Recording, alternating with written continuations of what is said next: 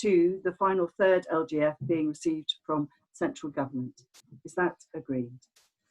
Agreed.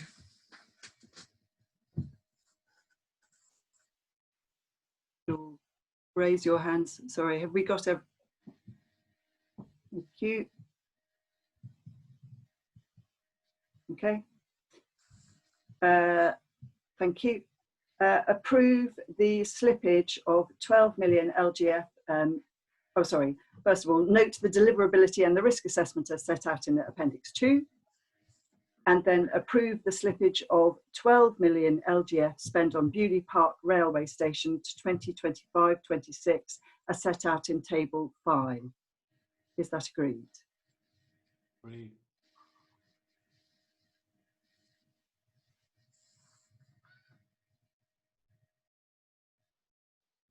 Okay. Shout, Rhiannon, if you're not. Agreed. Yeah, that's you've fine. got. Yeah. Yeah. Note the intention to present the outcome of the Ministry of Housing, Communities and Local Government review of LGF projects and detailed information on those projects, forecasting LGF spend beyond the 31st of March 2021 to the board and CELEP Limited in October 2020. Okay, thank you. Right, let's move on to item 6 on the agenda, which is the Basildon Innovation Warehouse LGF funding decision. Howard, I believe we're handing over to you. Yeah, thank you, Chair. So Basildon Innovation Warehouse, the project is seeking £870,000 of LGF to support its delivery, subject, of course, to the final third of the money coming from government and subject to planning permission being granted. This project did appear at the February 2020 board, where the board asked the project to return to the May board with an update on some specific issues that had arisen with the project. Of course, we know that May board was postponed. However, the business case was received by the Secretariat on the 24th of April as stipulated at the board. And the project also confirmed at that time that some of the issues that had arisen around broadband provision to the proposed site had been resolved as well. So it's now with the board today. An overview very quickly is the project is closely aligned with the priorities articulated at the national, regional and local strategic plans. The project has garnered significant private sector support and there is recognised strong market demand for the support offered by the project. The project will enable support to science, technology, engineering and maths, STEM enterprises from beyond Basildon, including the Thames Gateway, to access investment sources for startups, early enterprise growth, exploit new R&D, collaborate with other businesses to develop prototypes, commercialise new products, trade nationally and internationally. So the benefits of the project, it will directly support 186 jobs by year 5. And through the graduation of businesses from the project, it is forecast to support a further 64 jobs locally by year 5. It does also offer benefits coming out to the other side of COVID-19 as well, which are in the report. And that's my brief review, if that's sufficient, Chair. Thank you, Howard. Are there any questions, comments? Chairman, not question, but just to support the project. Sorry, Chair. Do you mind if we just hear from Stephen Bishop to present their assessment of the project as well? Yes. Thank you. Thank you, Rhiannon, and good morning, everyone. Just by way of background, I'm Stephen Bishop from STEER. We are the independent technical evaluators for the South East LEP. Appreciate that there are some new participants in the board today. As part of our role as independent technical evaluator, we're here to provide quality assurance on the value for money that the LEP gets from the deployment of the Local Growth Fund and Growing Places Fund and other funds available. Therefore, we conduct an assessment of every business case at each stage, and we're looking to see if the scheme has high value for money. From a pure technical and economic perspective, this means a benefit cost ratio of greater than 2 to 1. So for every £1 spent on the scheme from the Local Growth Fund, £2 of economic benefit are returned or more. But we consider the business case in the round. The business case has 5 sections. A strategic case, so essentially it's alignment to policy and justifying the need for intervention. Its economic case, the return on investment to the economy as a whole. The commercial case, is the funding in place? Is this a sound commercial investment? The financial case, making sure that the costs and the revenues balance, and again, the funding's in place. And then the management or delivery case, that there's a robust approach to delivery, considering things such as whether planning permission is in place, that the governance is strong, and that we know how the scheme will be monitored and evaluated. So we then consider that the value for money in the round. We also assess whether we think the schemes present a high level of certainty of achieving that high value for money. So sorry, that's a bit of background. With regards to the Basildon Innovation Warehouse, in addition to what Howard's already mentioned, our assessment is that the scheme follows or the business case follows a proportionate gross value added based approach to the economic appraisal. However, because the scheme is under £2 million, it doesn't need to conduct full economic appraisal, and we'd ideally would have seen this conducted under a technical method of land value uplift as required or requested by the Ministry of Housing, Communities and Local Government. However, the analysis that has been done and the forecast of the number of jobs and the value of those jobs does indicate to us that if they were fully monetised and the economic appraisal were fully completed in line with government guidance, that the scheme would present high value for money. However, we do flag to the Accountability Board that the risk of not conducting a full monetised economic appraisal, but as I said, it is not technically required in line with the assurance framework. We're also satisfied that there's an overwhelming strategic case and that subject to risks of COVID-19 and secondary economic, social and behavioural impacts, that the scheme is resilient and still presents high value for money. Thank you. Thank you. Okay, unless there are any other questions, I would like to move to the voting. So that is to note that a further decision will be sought from the Strategic Board to determine how funding should be directed if only part of the final third of LGF allocated to CELEP in 2021 be confirmed by central government.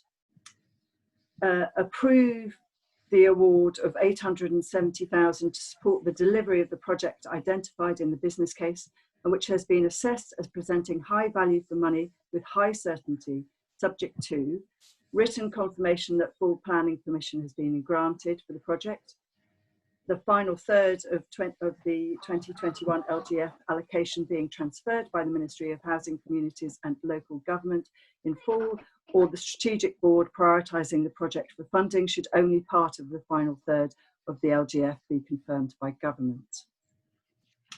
Is that approved?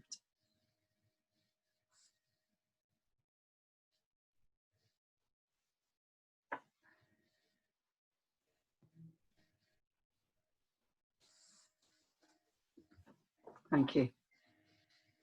Yes, Rhiannon, we're fine.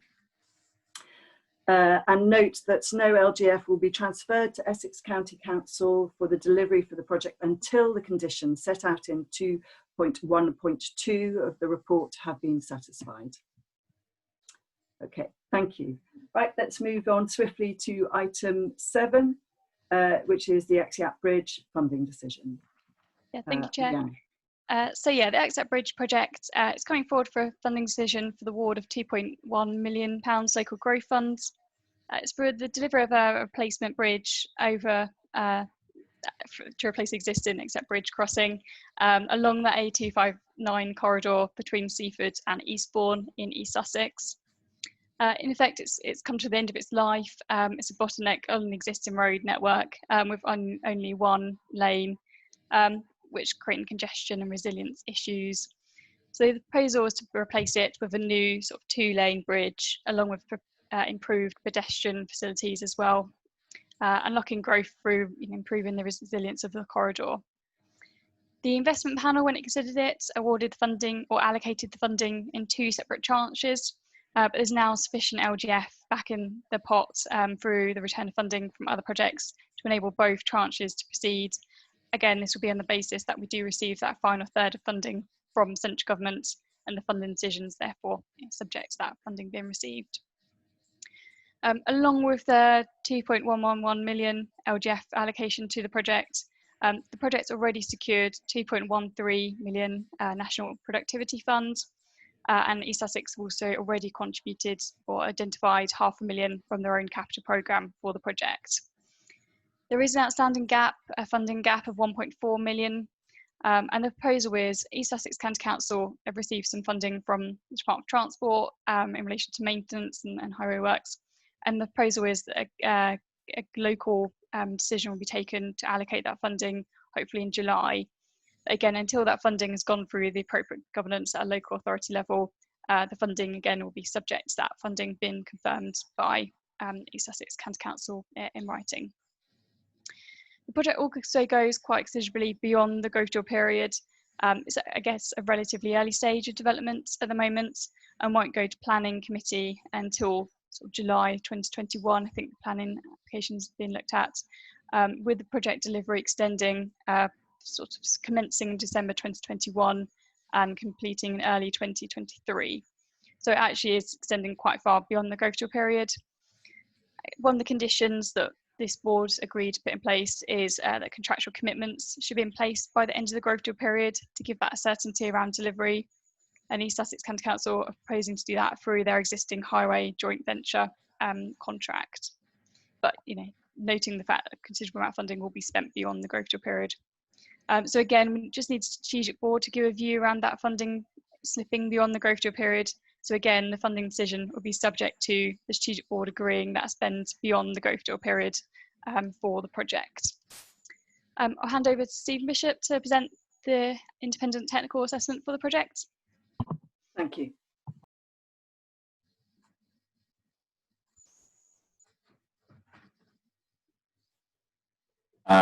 Thank you, Rhiannon. Can people hear me? Just checking. Thank you. So building on what Rhiannon said for Exeat Bridge, our assessment is that a proportionate and robust appraisal has been conducted of the scheme's costs and benefits in line with the Department for Transport's guidance. And the analysis demonstrates that the scheme has a benefit cost ratio of 2.3 to 1, which is indicative of high value for money. We're confident that the strategic and long-term nature of the scheme means that any temporary or short-term impacts of transport demand and the benefits of the scheme in response to COVID-19 would have limited impact on its economic appraisal and benefits. As mentioned, the scheme is dependent on an allocation from the Department for Transport's Challenge Fund, and our understanding is that that has not yet been confirmed by the department. There are delays in ministerial announcements at the moment. And also another key dependency is planning approval from the South Downs National Park. And if that is not granted, then the replacement bridge could not be built. So we flag these risks as two areas of uncertainty in our assessment, but that the scheme still presents high value for money. Thank you. Thank you. Councillor Glazier. Thank you. Just to say, I mean, thank you for the full introduction. I think there are two things to say. The first is that whilst the funding remains uncertain, the need for this bridge to be replaced is there. Anyone who's used that road, we have a single track road, and the jams that it caused between two major towns of Newhaven and Eastbourne are immense. So with all the caveats that are highlighted here, I'd urge my colleagues to approve the project as printed. Thank you. Are there any other comments or questions? No? Okay, so we will move. I'd like to ask the board members to note the risk of abortive costs being incurred if planning consent is not secured and the project is unable to proceed, and that any abortive LGF spend must be repaid by East Sussex County Council to the seller accountable body. Note that a further decision will be sought from the strategic board to determine how the funding should be directed if only part of the final third of LGF allocated to SELEP in 2021 be confirmed by government. approve the award of 2,110,579 LGF for the delivery of the project, which has been assessed as presenting high value for money with medium certainty of achieving this, subject to receipt of written confirmation from East Sussex County Council S151 officer that all the funding has been secured to enable the delivery of the project. The Strategic Board reaffirming the support for the LGF spend beyond the growth deal, and the final third of the 2021 LGF allocation being transferred by the Ministry of Housing, Communities and Local Government, or the Strategic Board prioritising the project for funding should only part of the final third of LGF be confirmed by Government. Is that approved?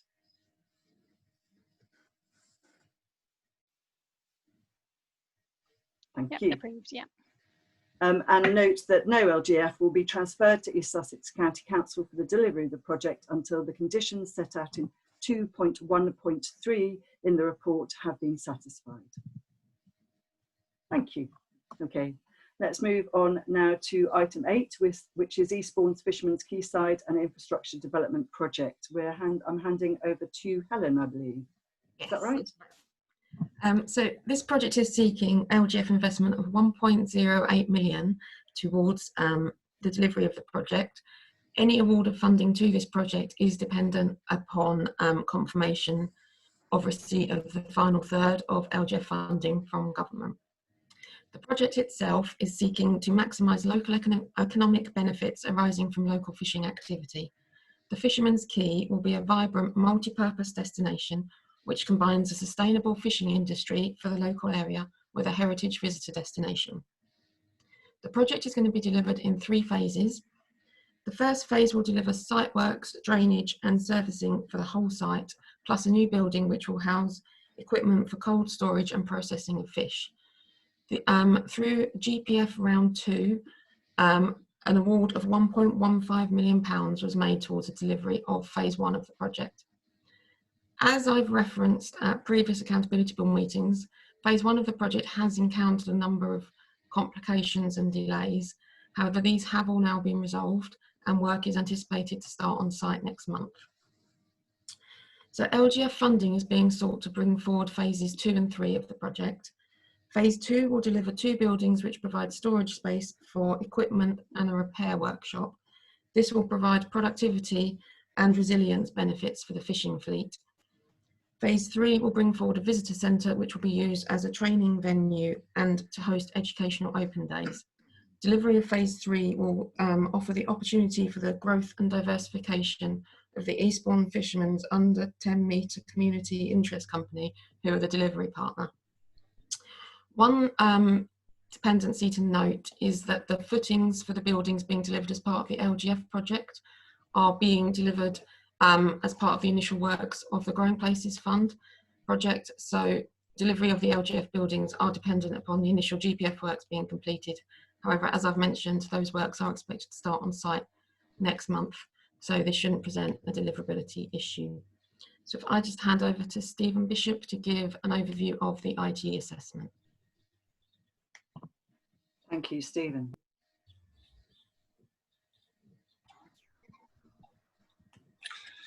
Thank you, Chair. Thank you, Helen. So this is a funding request for just over £1 million. Our assessment is that a thorough and robust economic appraisal has been undertaken, considering the land value uplift impacts in line with MHCLG's appraisal guidance. Appropriate and reasonable assumptions have been made in conducting the business case, particularly its economic appraisal, and showed that the scheme has a benefit cost ratio of 2.2 to 1, which is in the high value for money category. Risk and mitigation of risks and optimising opportunities have been provided regarding the COVID-19 global pandemic and secondary impacts, citing that the current crisis has highlighted the insecurity of long supply chains, particularly international supply chains in the food sector, and the scheme promoter will be well placed to take part in planned buy local campaigns in East Sussex. However, sensitivity testing has not been undertaken to reflect the potential for reduced demand for the facility and the impact that that might have on value for money, and therefore we do flag this risk to the Accountability Board. Thank you. Thank you. Councillor Glazier. Just to say, again, I think this process is highlighting all of the issues that exist. I think we do this with our eyes open. It is a project that is needed in Eastbourne, and again, hopefully we can support. Thank you. Okay, if there aren't any other further comments or questions, I'll move to note that a further decision will be sought from the Strategic Board to determine how the funding should be directed if only part of the final third of LGF allocated to CELEP in 2021 be confirmed by central government. Agree the award of 1.08 million LGF to support the delivery of the project identified in the business case and which has been assessed as presenting high value for money with medium to high certainty of achieving this, subject to the final third of the 2021 LGF allocation being transferred by MHCLG in full, or the Strategic Board prioritising the project for funding should only part of the final third of LGF be confirmed by government. Is that agreed? I see your hands.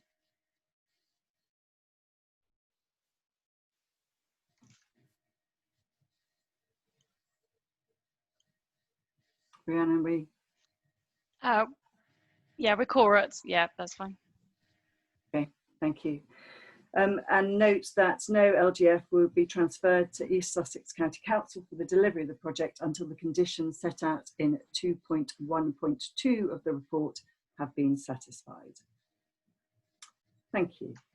Okay, so now we're going to move over to item 9, which is Southend Town Centre interventions. Howard, I believe I'm handing over to you. Thank you.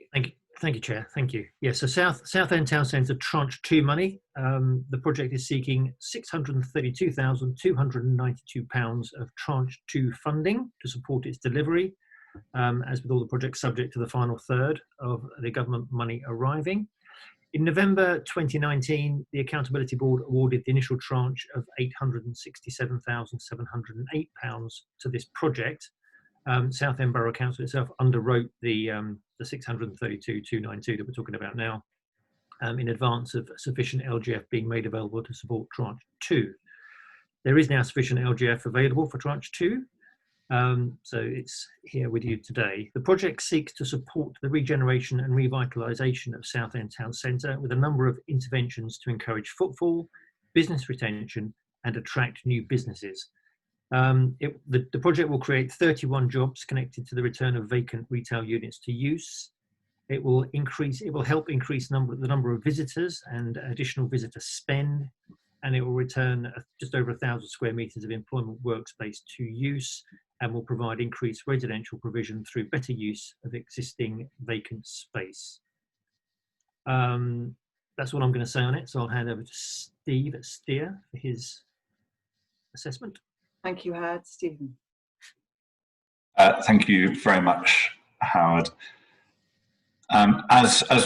As mentioned, this is the £632,000 to complete the scheme in the second tranche, and our assessment is that the project is supported by a very strong strategic case, and possible barriers to success are well documented and covered by a detailed risk management strategy and risk register.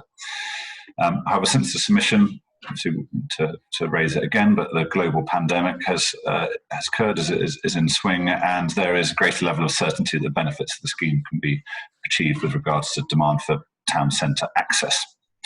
Although public realm and town centre enhancements can improve the level of capacity of the town centre, improve safety and also improve resilience. Reasonable assumptions have been used to populate a version of the now superseded framework, the now superseded Homes and Communities Agency guidance, which is now Homes England, and benefits are based on gross value added impacts of additional and safeguarded jobs. So the resultant economic case presents high value for money, which is robust across a number of suitable sensitivity tests, but we do raise the risks about using the GVA methodology and around being able to achieve the stated benefits. Thank you. Thank you. Councillor Woodley.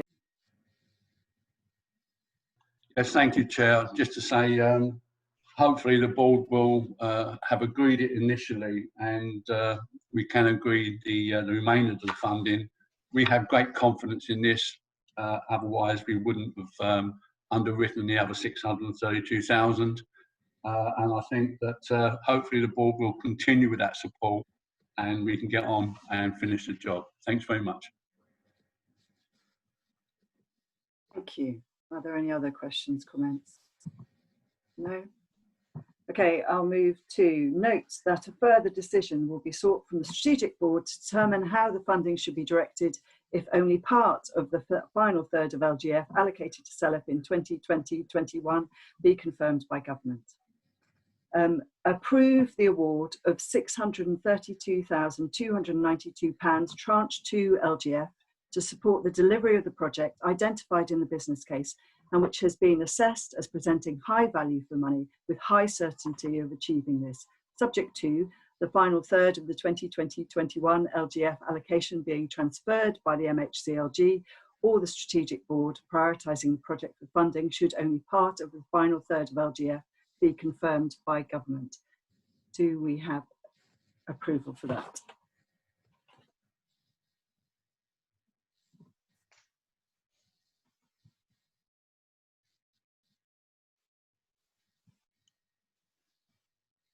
We right? Yeah. Rhiannon? Sorry, yeah, was that Councillor Hebb? Was that a yes, or I couldn't quite see that one. You raise your hand, Councillor Hebb, or no?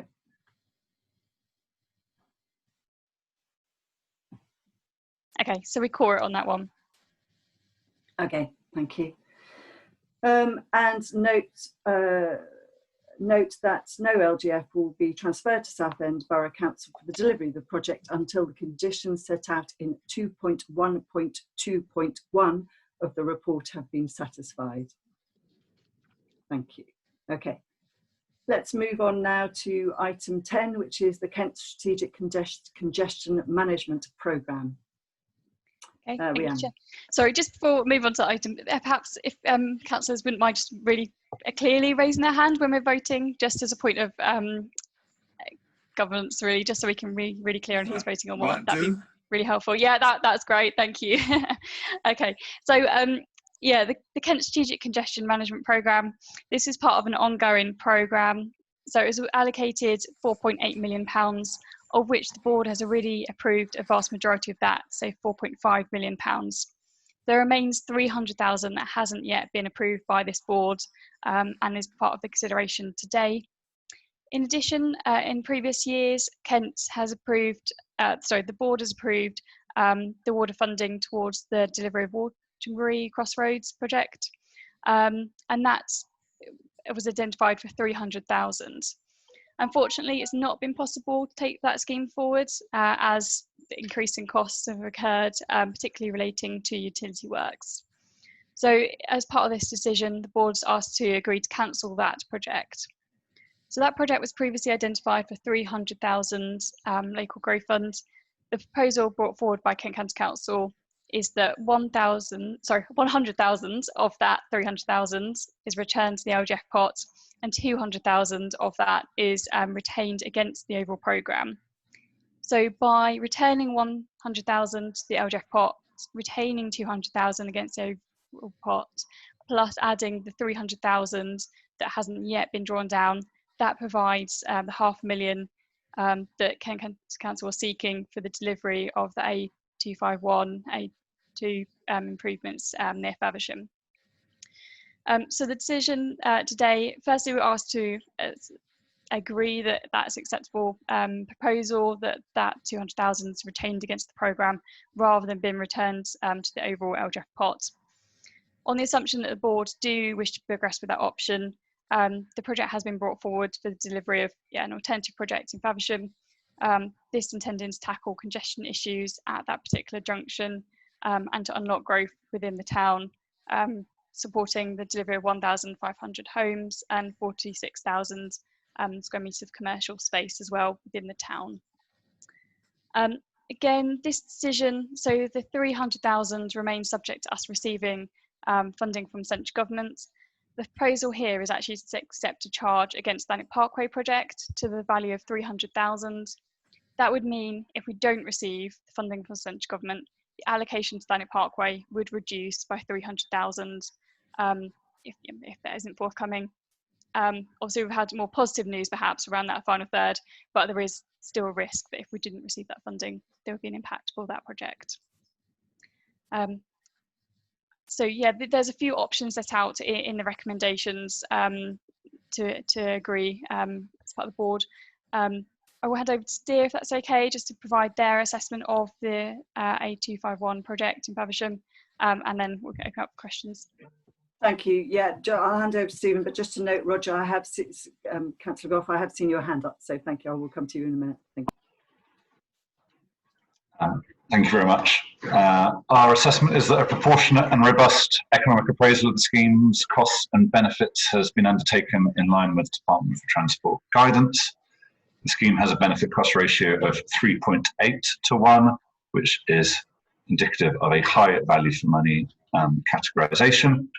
The assumptions used in the appraisal are reasonable, and therefore for us the scheme delivers high levels of certainty of the scheme achieving this high value for money categorisation. And following clarifications, we have a high degree of confidence in the scheme achieving this. Thank you. Thank you. Councillor Gough. Hello, I think that was me. I couldn't quite hear, the line dropped for a second. Yes, this is clearly, I think, important that we go ahead with what is proposed. You've heard the assessment of the A251 project, and as was mentioned, that is quite key to unlocking development within Faversham. At the same time, the Wateringbury scheme, it is a great shame, as anyone who's ever tried to cross around there will know that it's a great shame to have to step back on that.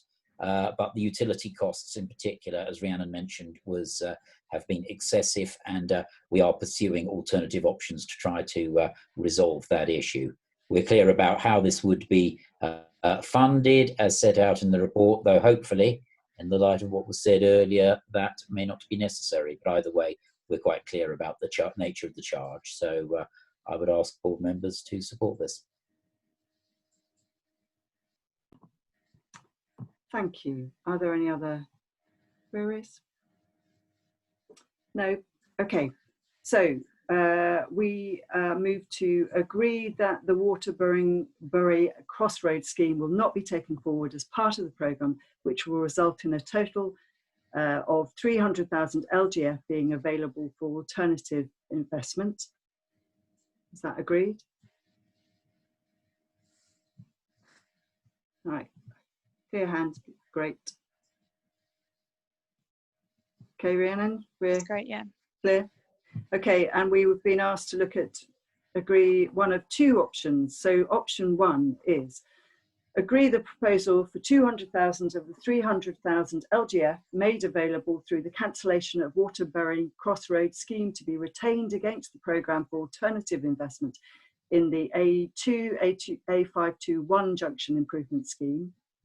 Notes that the remaining 100,000 LGF made available through the cancellation of the Waterbury Crossroads scheme be returned to CELEP for reallocation through the LGF 3B project pipeline, and agree the award of 500,000 LGF to the A251 junction improvement scheme, which has been assessed by the independent technical evaluator as presenting high value for money with high certainty. Agree to place 300,000 notional charge over the Thanet Parkway project to enable the transfer of funding to the project prior to confirmation from MHCLG of the final third of the 2021 LGF allocation. Note that if the final third of LGF funding is received in full, that the charge will be removed from the Thanet Parkway project, and that the project will receive £14 million LGF allocation in full. A further decision will be sought from the Strategic Board to determine how the funding should be directed if only part of the final third of LGF allocated to CELEP in 2021 be confirmed by central government, and if no further LGF funding is received from MHCLG, that the LGF allocation for Thanet Parkway project will reduce by 300,000, and that Kent County Council will need to take steps to seek alternative funding sources to enable the delivery of the project. So we have that option in front of us, or the other option, which is agreed that 300,000 LGF made available through the cancellation of the Waterbury Crossroads scheme for alternative investment should be returned to CELEP for reallocation through the LGF3B project pipeline, and note that there is insufficient funding allocated to the programme to enable the A2-A251 junction improvement scheme to proceed. So can I ask votes for option 1, please?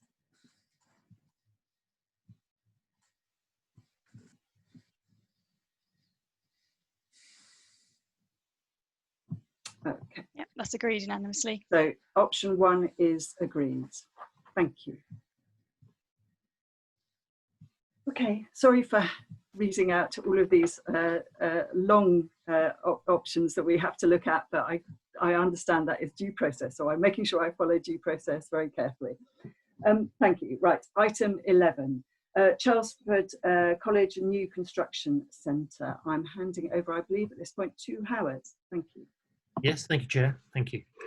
So this project in Colchester is seeking £1,295,200 of funding to support its delivery, subject to the final third of money being received from central government. The project proposed will replace existing temporary buildings with new 2-storey frame structured buildings which connect to the main college building. This will better prepare learners for employment in the construction sector. It will help to offer 2-year T-level courses to learn core construction skills, and it will allow the college to increase contact hours per learner. The skills that are being produced here by the college will inevitably help with the post-COVID-19 recovery. So that's all I'm going to say on this project, and if you want some more, I'm going to hand over to Steve Steer. Thank you, Howard. Thanks, Stephen.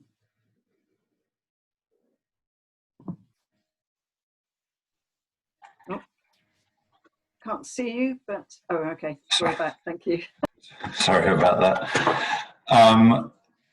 So as the scheme is under £2 million, the assurance framework of the LEP does permit for schemes not to conduct quantified cost-benefit analysis as part of the economic appraisal of the business case, and that is the case here. So a qualitative approach has been taken to estimating the benefits of the scheme. Business case, however, does provide a strong strategic case and does detail qualitatively the local economic benefits that can be expected resulting from the scheme. It is estimated that if the economic appraisal were quantitative, that it would show that the scheme presents high value for money, and we're satisfied that because of the overwhelming strategic case for the scheme, and that there are low levels of risk associated with the other cases of the business case, that the scheme presents high value for money and with low risk of achieving that. Thank you. Thank you. Do we have any comments, questions at all? No? Okay, so, oh, sorry, Councillor Finch. What I was going to do, Chairman, was move the recommendation. Sorry. All right.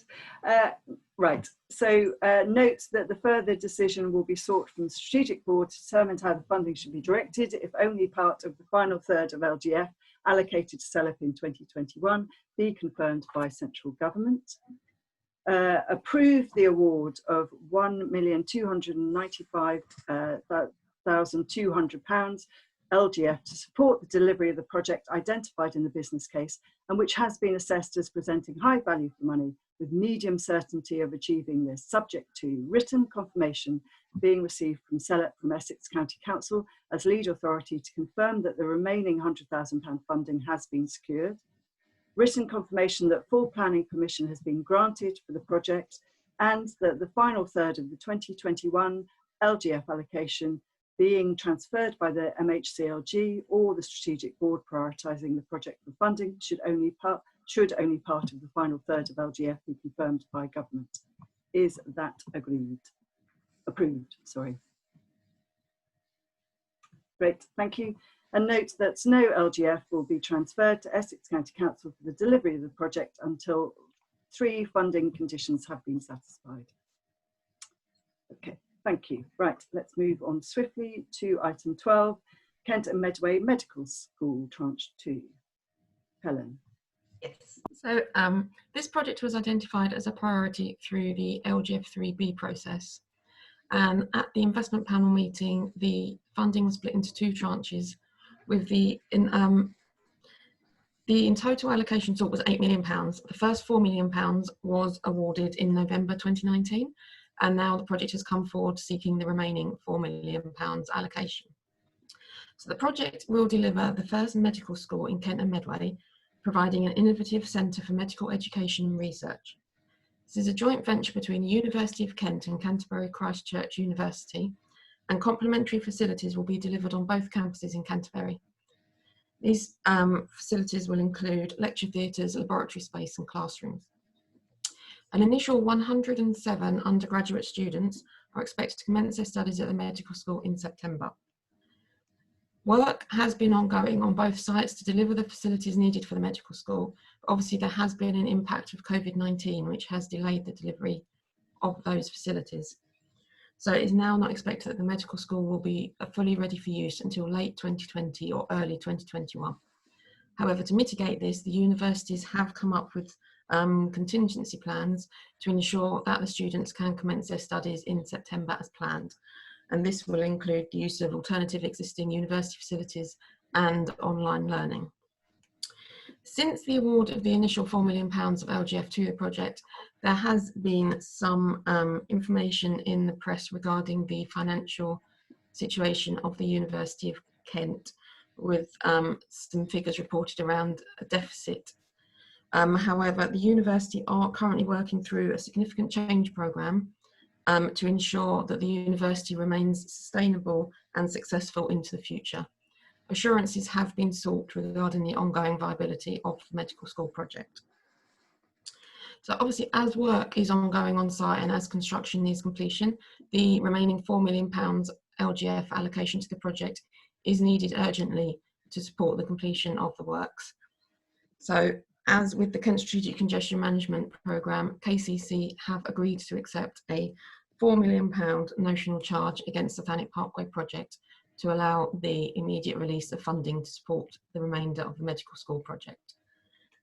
I will now pass over to Stephen for the outcome of the ITE review. Thank you very much, Helen. The business case analysis provides a proportionate assessment of the scheme's costs and benefits.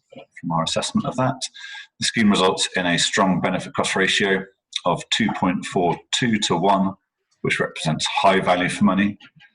The analysis was robustly carried out, but it was on the basis of the now superseded guidance from what was the Homes and Communities Agency, as opposed to using MHCLG's land value uplift methodology. But a convincing and compelling case has been made to justify the use of this approach, since the scheme is based across the 2 university campuses and the land has no other potential use or application. Reasonable assumptions have been made throughout the business case following some clarification, and on the request of additional sensitivity testing, we now have high confidence that the scheme will achieve its high value for money. Thank you.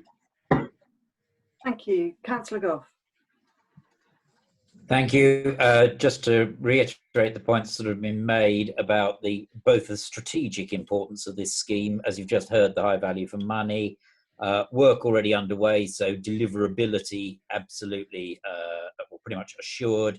And if we do not go down this route, then the implications actually are that things would still go ahead, but with a major knock-on effect on the other activities of the university, which, particularly in the climate we've just been discussing, would be very deleterious. This is something that we see as of strategic importance. Very much ask the board to support it. Thank you. Councillor Woodley.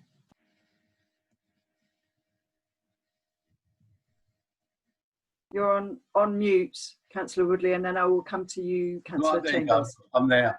I have fully supported this when Paul Carter was leader. I support what Roger's just said as well.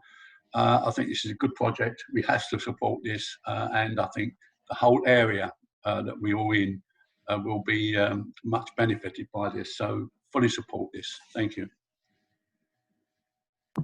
Thank you. Councillor Chambers. Well, I just want to re-emphasise the points that Roger's made, but also to send the message out. This is not only of strategic importance for Kent and Medway, this is of strategic importance for the area and indeed the wider area.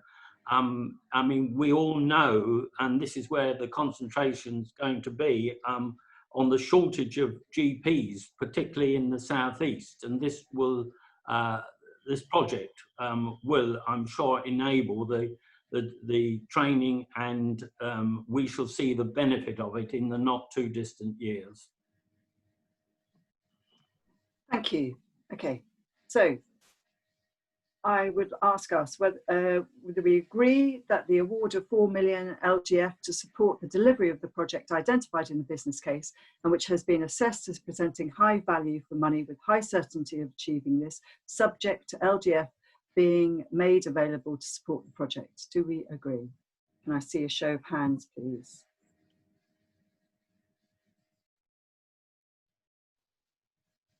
Okay. Yeah, we've got 5 votes there, so we're quorate. Councillor Hebb, we couldn't see you just then. Okay, thank you. 6 votes, Thank great. you. Okay, thank you.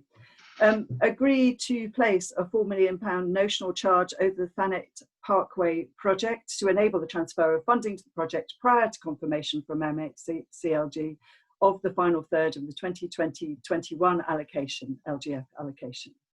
Agreed? Can I see your hands, please? Thank you. Yeah. Yeah, that's correct. Yeah. Note that if the final third of funding is received in full, that the charge will be removed from Thanet Parkway project and the project will receive the agreed 4 million LGF allocation in full. A further decision will be sought from the Strategic Board to determine how the funding should be directed if only part of the final third of LGF allocated to CELEP in 2020-21 be confirmed by central government. And if no further LGF funding is received from MHCLG, then the LGF allocation for Thanet Parkway project will reduce by 4 million, and that Kent County Council will need to take steps to seek alternative funding sources to enable the delivery of this project. And also to note that assurances have been received from Kent County Council regarding the ongoing viability of the project in light of the University of Kent's financial position, and that the risk regarding the LGF spend on the project sits with Kent County Council. Okay, thank you very much. Let's move on to item 13, which is the A13 widening LGF funding decision. Rhiannon, I think. Yeah, thank you, Chair. So yeah, for this item, I'll briefly introduce it, and then I'm going to hand over to Anna from Thurrock Council, who can provide a bit of an update on the project, and then we'll hear from Steer of their assessment of the scheme as well. So as the board is aware, there have been cost increases for the delivery of the project, and this report provides an update on the financial position of the project, which does identify some substantial increases in costs.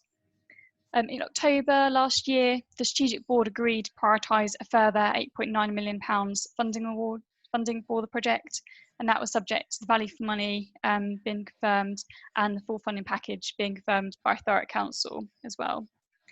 Obviously, since then, government hasn't confirmed the final third of LGF in this financial year, and therefore the funding decision is therefore subject to the final third of funding being confirmed by government. Thurrock Council has identified some potential mitigation for that risk. So it doesn't have sufficient projects across the programme to offset the risk of the full £8.9 million. It has identified the Tilbury Riverside project as a potential project to accept a charge over until that final third of LGF has been confirmed.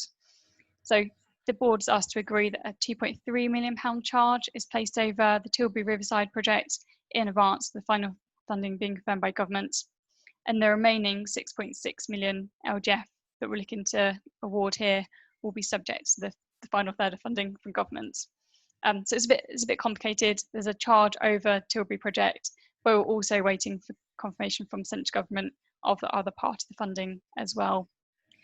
I'll hand over to Anna to give a bit of an update on the project. That's okay, Chair. Thanks, Rhiannon. Morning, everybody. Morning, Chair. Yes, just to provide an update. Obviously, this isn't the first time we've been to accountability boards with this project. I have to say, since September last year, the project is in a much improved position and a very different place to where it was then. Significant work has been undertaken, particularly over recent months. We have strengthened the commercial controls on the project. We've introduced much more rigour, and the results of that has provided us with a much more stabilised programme. We're now meeting the project on a month-to-month basis, whereas when I took over back in July, August time last year, we were only meeting one in every 4 weeks of programme. We've also stabilised the finances. So since December, as a result of all of the commercial controls, this financial position, the forecast as an outturn, has been very stable. We'll come back to COVID in a moment, but certainly in terms of the project finances, the outturn forecast hasn't moved at all. In terms of delivery, we've maintained delivery throughout COVID-19, and we kept the site in construction, which the team worked incredibly hard to be able to do.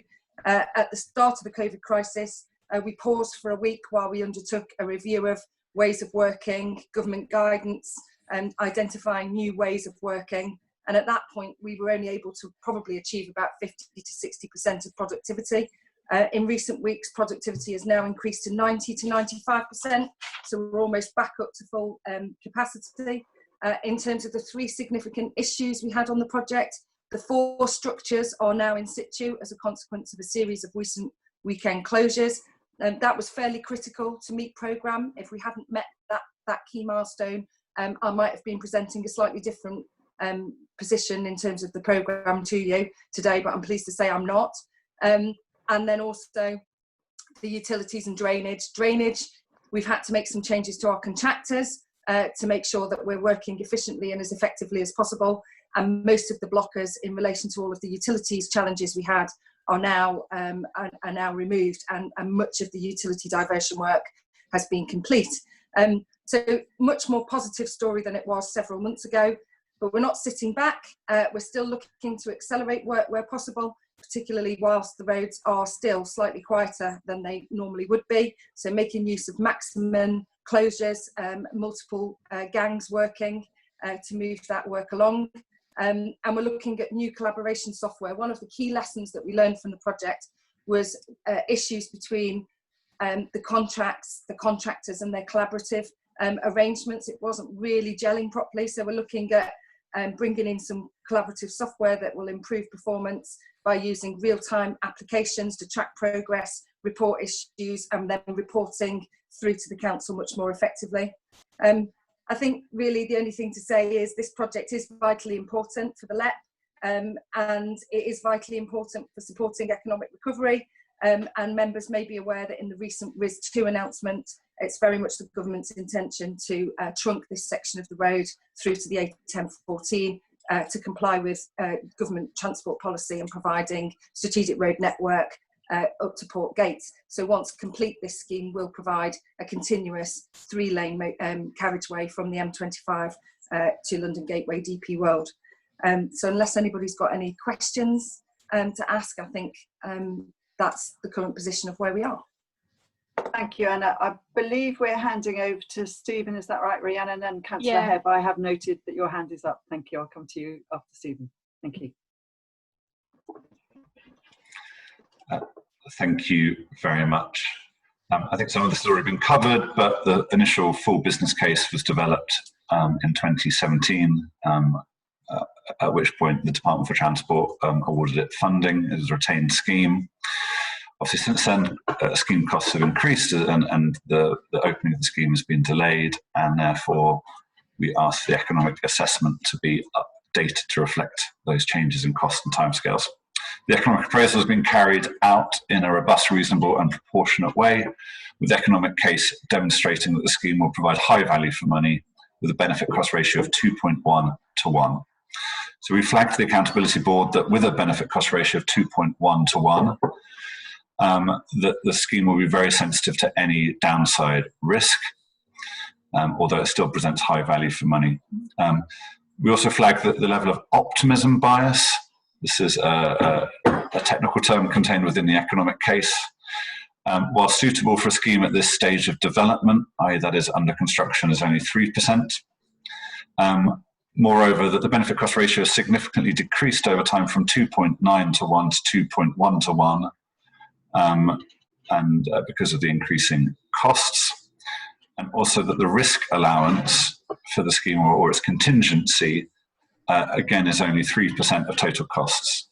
Again, this is reasonable, but it does present the same challenges above, that a relatively small cost overrun could result in additional funding needing to be sought. Thank you. Thank you. Councillor Hebb. Just articulate very effectively the journey into the project, and that sort of reflects a little bit shortly on her last point about how this project will do not just for the local forest area, but also it's an economic project for the entire area with all its benefits across the entire sector area. That is critical for council. And obviously there are long-term Freeport intentions along the area. We've value for money just been articulated by Stephen, so really just wanted to reinforce those points. I was getting a lot of interference there. I don't know whether anybody else could hear. I'm really sorry, Councillor Hebb. It was actually very hard to hear what you were saying there. I think I got caught the last bit of that, which was in connection with the Freeports consultation that's out, and the position of Thurrock Council very much in supportive of that. So this road network is critical to the delivery of future Freeports as well. That was the last bit of what I got. I didn't get the rest, I'm afraid, but if that helps. Thank you, Anna. Did you want to try again, Councillor Hebb, or do you think Anna's captured the main comment? Great. I can see on the chat you've said it's captured the points well. Thank you very much. Councillor Woodley. Thank you, Chair. I'd just like to say, since Anna came on board on this project, I've had full confidence that this programme will be met. And I must admit, when she came to the board the first time, she's a scary lady, and I'm pretty sure that anybody that fails her will suffer the consequences. So, but I do have full confidence in Anna in what she's done since she came on board. So thank you, Anna, and I'll support this. Thank you. Councillor Finch. Chair, I think this project is very clearly critical to DP World. I have no issue whatsoever with that. What I'm not clear about is the level of confidence that Anna has that they can control the cost of the project and control the timeline of the project. And I would ask that we seek greater clarification in terms of the project plan and indeed its timelines and what mitigations they are putting in place. It is, I recognise, a very sensitive project for Thurrock, but I do think we also need to help them if it is going to be further calling on money from the LEP. Then we need to understand the risks that are involved. And I do believe that Thurrock is also underwriting any future financial adverse positions. But nevertheless, I think from the LEP's point of view, I would certainly want to understand much more around the controls that are in place, both in the project and indeed in terms of the finances. But that's just an observation, Chairman. Thank you. Anna, did you want to respond at all? Yes, I can come back on that. So yes, it has been agreed by the Council's Director of Finance that any further shortfall in the project would be met by the Council. So that position has been exchanged on correspondence between ourselves and the LEP. In terms of the controls, I'm satisfied that I have sufficient rigour, both in terms of the commercial arrangements on the projects and the challenge and review of the programme, to have as much control as I can. However, COVID-19 hasn't helped the situation, even though we maintained the project in construction as much as possible throughout that period, or the worst of the period. You know, it's still a big unknown, it's still a risk, and the contractor still needs to demonstrate under the terms of the commercial arrangements the impact that COVID-19 has had. What I would say is that we are applying the lessons learned from this project. We're not proud at Thurrock, and I'm quite happy to share lessons learned with officers working on other big similar projects in other authorities across the LEP to share the knowledge and share the learning. We're certainly doing that across our projects in Thurrock now, which is already showing benefits. I can't give you absolute certainty in terms of cost and programme. What I would say is that we have built sufficient fat into the programme such that we are not constantly going back to the public or coming back to the LEP and extending that date and extending that date. The key thing, as I've said, was implementing the structures, the 4 structures. If anybody drives along there, you will see that those 4 structures are now in situ and work is progressing well. If we maintain good weather, it means we will get a head start on all of the earthworks before the winter sets in again. I have as much confidence as I can have, but there is always unknowns in projects, so I'm not going to sit here and say with any certainty, absolutely yes, because I can't give you that assurance, I'm afraid. All I can do is give you the assurance that I have the rigour, controls and the challenge in place to hold everybody to account. Thank you, Anna. I hope Councillor Finch that goes some way to answer those concerns. With that in mind, and with the fact and with what Councillor Woodley said earlier, I'd like to note that significant progress has been made since the last meeting with regard to the 3 significant issues which has led to difficulties on the project. And thank you, Anna, for offering to share some of the learnings. I think that's really important for us all going forwards. Note that the updated total cost of the project and the position with regard to the funding package as set out in section 6 and the confidential appendix. An assessment of the potential impact of COVID-19 emergency has yet to be made with respect to the cost of the project. Agreed to place 2.3 million notional charge over the Tilbury Riverside project to enable the transfer of 2.3 million LGF to the project prior to confirmation from central government of the final third of 2020-21 LGF allocation to SELEP. Is that agreed? Show of hands, please.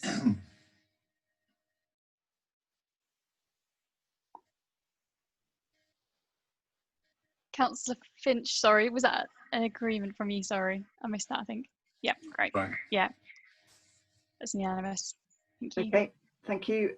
Agree the award of an additional 8.94240 LGF to the project, which has been assessed as presenting high value for money with medium certainty of achieving this. Of the £8,942,400 funding award, £6,640,400 LGF will be awarded subject to the remaining third of SELEP's LGF allocation being transferred by central government or the strategic board prioritising the project for funding should only part of the third of LGF be confirmed by government.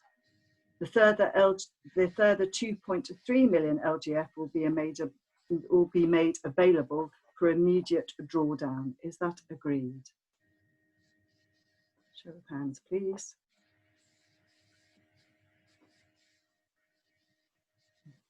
Yeah, that's fully agreed. Thank you. Note that if the final third of LGF funding is received in full, that the charge will be removed from Tilbury Riverside project and the Tilbury Riverside project will receive the agreed 2.36 million LGF allocation in full.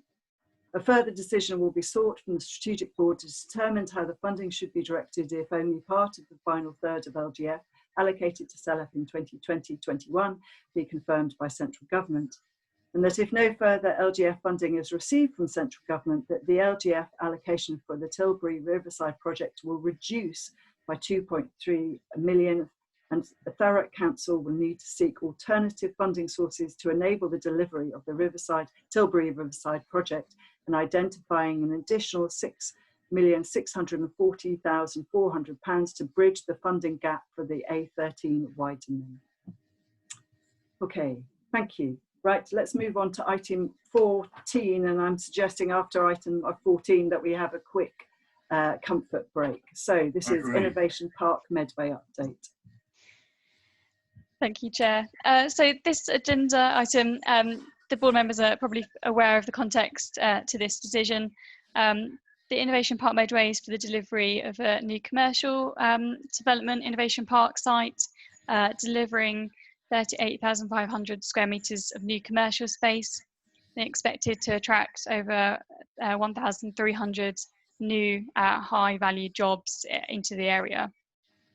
To date, the board has already approved the award of 4.4 million to the delivery of phase 1 of the project, which in effect reconfigures the airport site to unlock the land for the delivery of the commercial space. The board has also approved the award of £3.7 million to the second phase of the project, and that's around site enabling works, link roads and utility works throughout the site to enable the land to come forward for a commercial space. In terms of the second phase, that has currently been delayed as a result of challenges around securing the local LDO, local development order, for the delivery of the site. During the statutory consultation, some concerns were raised by Highways England around the impact of the project on the strategic road network. Improved engagement has happened with Highways England, and mitigation has been identified that involves improvements to M2 Junction 3 as part of the strategic road network, the connection there. The exact detail of that is still currently being worked through, and there are a number of steps that need to take place before the LDO can actually be approved. That includes the design fully of that mitigation work, so the mitigation work to M2 Junction 3, agreeing that mitigation with both Kent County Council, as it's technically on their land, it's their asset, and with Highways England as well. Identifying a funding package to deliver those improvements as well. That's estimated to cost in the region of £1 to £3 million, and a funding package needs to be identified for those works. Once that's fully agreed, a further public consultation will be launched with the intention for the LDO to come back for approval in sort of October time. So there's a number of steps that need to take place there to progress with the LDO for the sites. In addition, there's also a third phase of funding that's been allocated by CELEP for the project.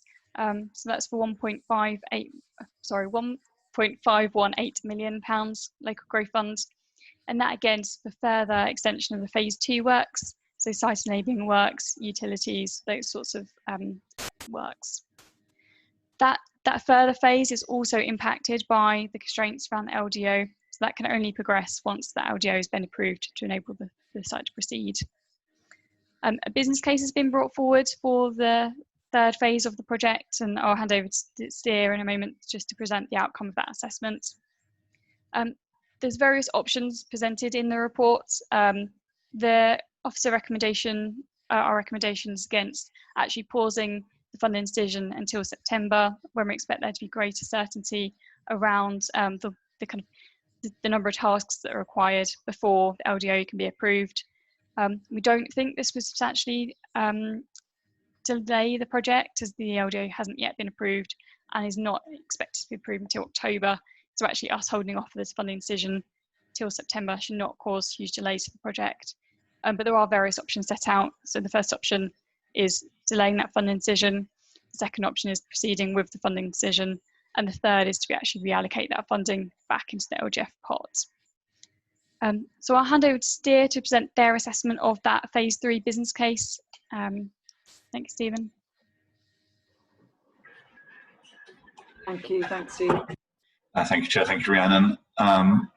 A thorough and robust economic appraisal has been undertaken in our assessment, and it has used the appropriate land value uplift approach in line with the Ministry for Homes, Communities, or Housing, sorry, Communities and Local Government appraisal guidance. Appropriate and reasonable assumptions have been made, and this shows that the scheme is categorised as having high value for money at 2.1 to 1. So we note 3 main areas of risk. As already mentioned for some previous schemes, a benefit cost ratio of 2.2 to 1 means that the scheme's value for money categorisation is very sensitive to any downside risk.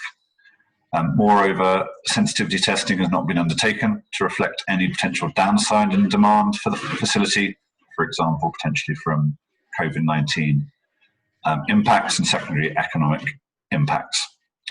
And finally, I think as Rhiannon's already noted, the Highways England holding objection has not fully been resolved at this stage. Thank you. Thank you, Stephen. Councillor Chambers. Thank you, Sarah.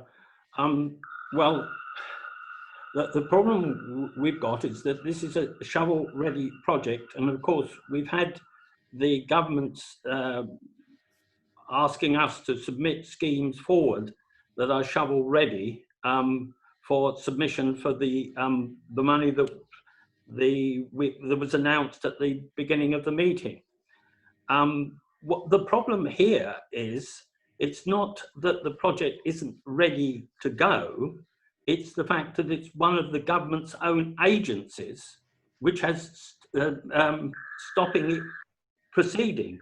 And I would have thought in their desire to have projects which are going to deliver a considerable number of employment places, which was the basis of our submission of those projects the other day, that we would want the government to recognise that they have got to put some pressure if they want to achieve the employment places on their own agency to move at a faster pace than they are now. Now, in order to emphasise the importance of delivering this to meet the government's objective, I would have hoped that we could go for option 2. Now, you might say, well, why not just kick it into the long grass and go for the September option?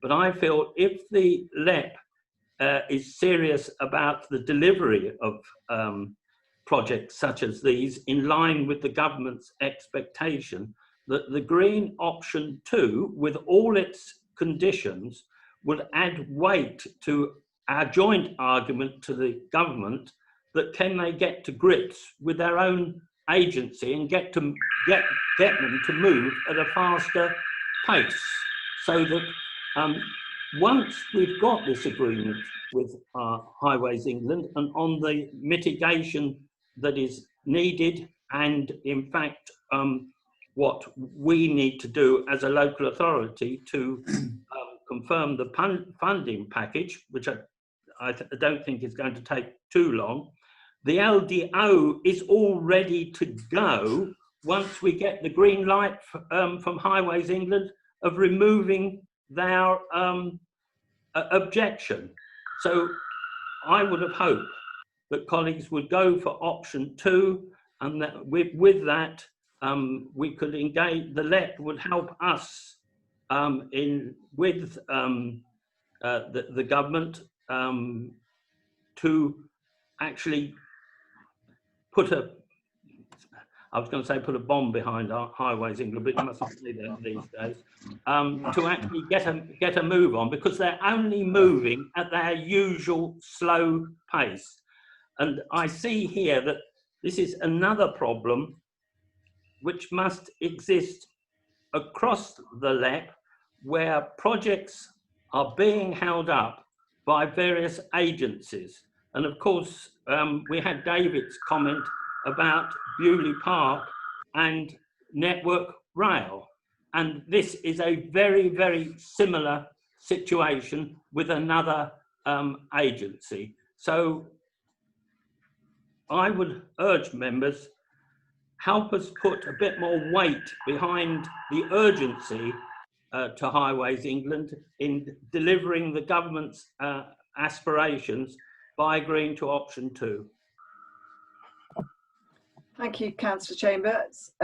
I certainly think that we can ensure that Chris Brody and others of the LEP board is able to raise this with ministers where we can. So I'd like to, sorry, just looking at Rhiannon and Suzanne, ask that we do raise some of those issues that you've just raised, Councillor Chambers, about trying to ensure that the government agencies are moving fast. So we will definitely take that forward. Councillor Gough. Thank you. Just say I support what Rodney says on option 2, and I think actually, given what you just mentioned, Chair, about the CELEP chair and others raising these matters with ministers, I think it actually probably gives a little bit more strength to their elbow to show that the LEP is actually standing behind this, and that we are trying to give a pretty strong signal to Highways England. And as I think Rodney touched on, I think we probably, all of us around this table, or this virtual table, at one point or another come across these issues of national agencies slowing up what we as a LEP want to do. And so I think quite important that we actually send a strong signal and not be seen simply to be waiting on them to resolve that issue. Thank you. Okay, so we have in front of us the point to note that the benefit cost ratio is just over the threshold, presenting high value for money, as Stephen pointed out, at 2.1 to 1 relative to the 2.2 to 1 threshold. So if there is any reduction in the scale to the scale of benefits, such as through reduced demand for commercial space following a move to increased home working, the benefit cost ratio would likely fall below the 2 to 1 threshold for high value for money. So we have in front of us 3 options. Option 1, which is to agree to postpone the award of 1.519 million LGF until the next meeting of the board in September 2020 to enable greater assurance to be provided over the deliverability of the project, which is the officer recommended option. Or option 2, as outlined by Rhiannon, which is to agree the award of a further 1.15 million to the LGF project, subject to the written confirmation being received from Medway Council S151 officer to confirm the full funding package is in place, including the funding to deliver the IPM mitigation works to the M2 Junction 3, endorsement of the LGF spend beyond the growth deal of the strategic board, and the final third of the 2021 LGF allocation being transferred by the Ministry of for Housing and Local Government or the strategic board prioritising the project for funding should only part of the final third of the LGF be confirmed by government. And noting that the further decision will be sought from the strategic board to determine how the funding should be directed if only part of the final third of LGF allocated to CELEP in 2020-21 be confirmed by government, and note that no LGF will be transferred to Medway Council for the delivery of the project until the conditions set out in 2.2.2 of the report have been satisfied. Or the third option, which is agreed that the 1.519 million LGF should be reallocated to the next project in the LGF pipeline. So I'm going to take it options by option. So votes for option 1. Votes for option 2.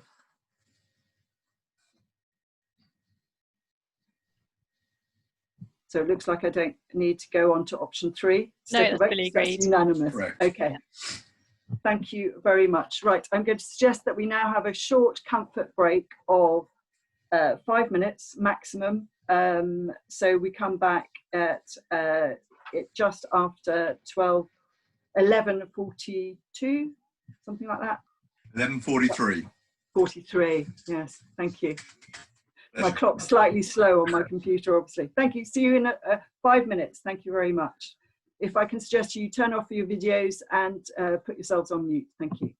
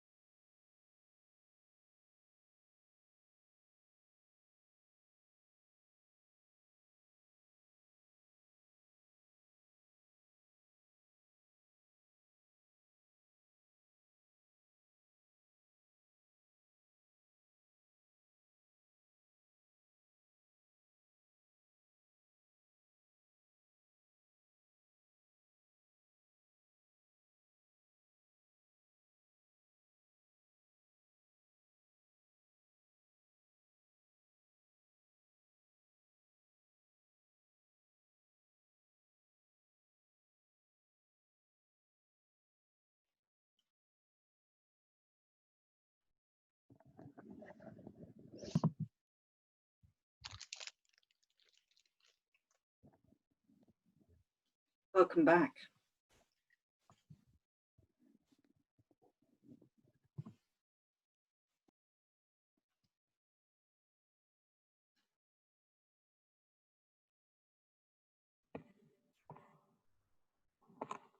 Oh, come on.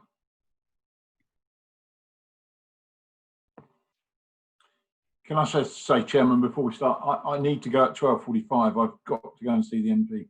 So I'm sure we'll be there, and perhaps we can have a conversation offline about future meetings, because I actually think, whilst understanding why we've got to go through all this process, it's an absolute waste of an awful lot of time. Thank you. Yeah, I'm very happy to have a conversation.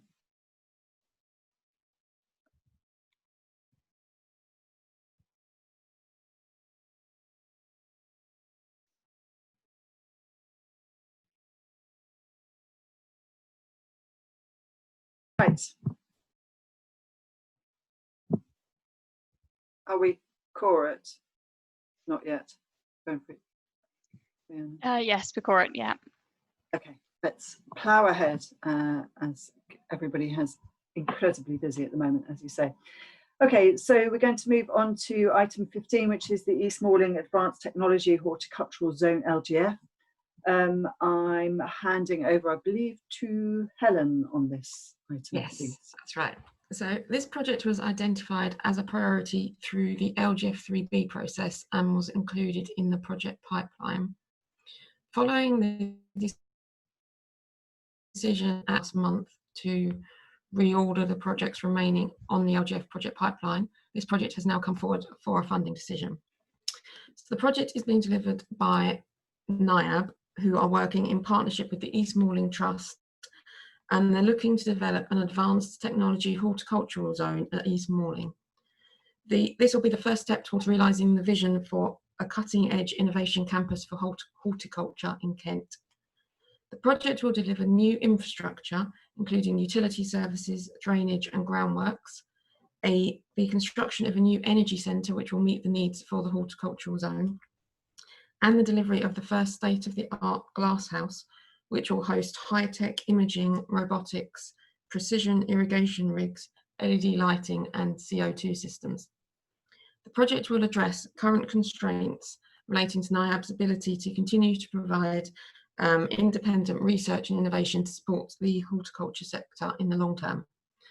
These constraints currently include a lack of plant growing space, ageing facilities, and a lack of infrastructure that's needed to support the deployment of cutting-edge technologies that will increase productivity and support adoption of sustainable production methods.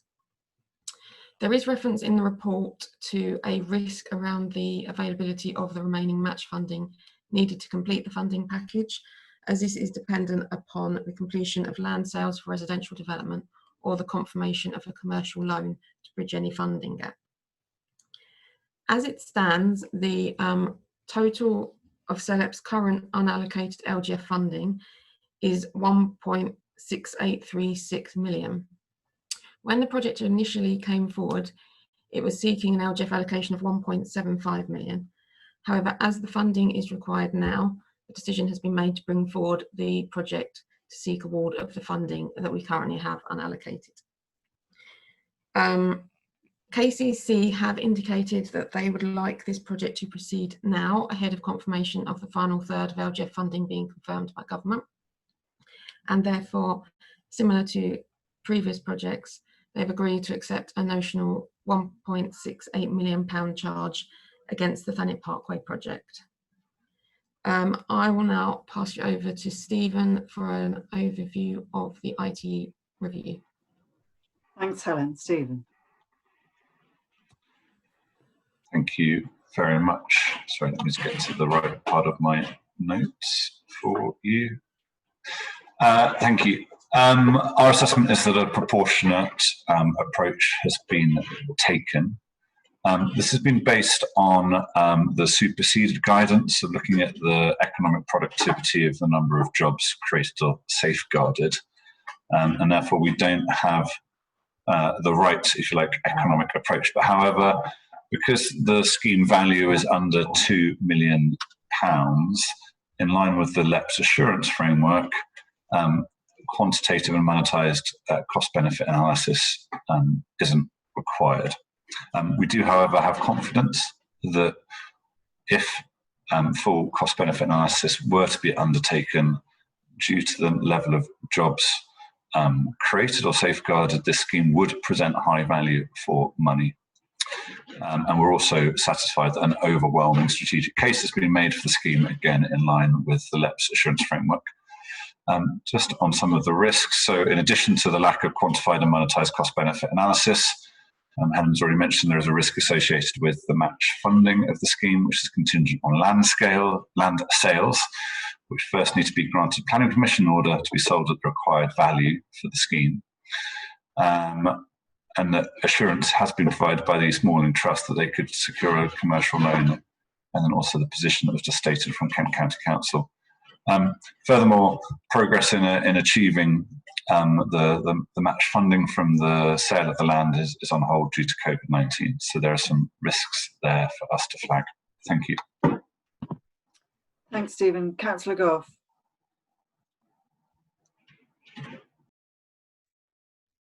Thank you.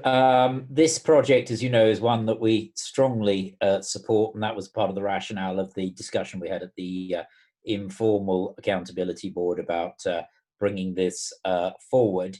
Or is it the strategic board? My apologies, I'm losing track of meetings. Strategic board. It was strategic board, wasn't it? Yes, I must confess I forget sometimes. In terms of, as you'll see, section 1.5 does give assurances about the land sales for residential development. The strategic case is clearly made in terms of a world-class R&D facility. In terms of the funding, as was mentioned, there's 1.683 million, I think it is, available still within the LGF pot on the assumption of full funding from government. Now, it's worth mentioning that I do have, and I know the officers, Rhiannon, I think, aware of this, a letter from Professor Mario Cacamo, who is the Managing Director of NIAB EMR, which above all sets out, it says it's very pleased to see the support the project's received from the Board of Kent and Medway Economic Partnership. We understand for the project to be approved for funding by the Accountability Board, enough funds need to be made available.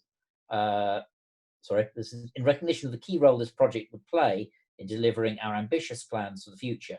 And in order to secure its approval at the Accountability Board meeting, this letter is to confirm that NIAB EMR would be in a position to cover a shortfall in funding of up to 75,000 should insufficient underspend funds be available from other projects.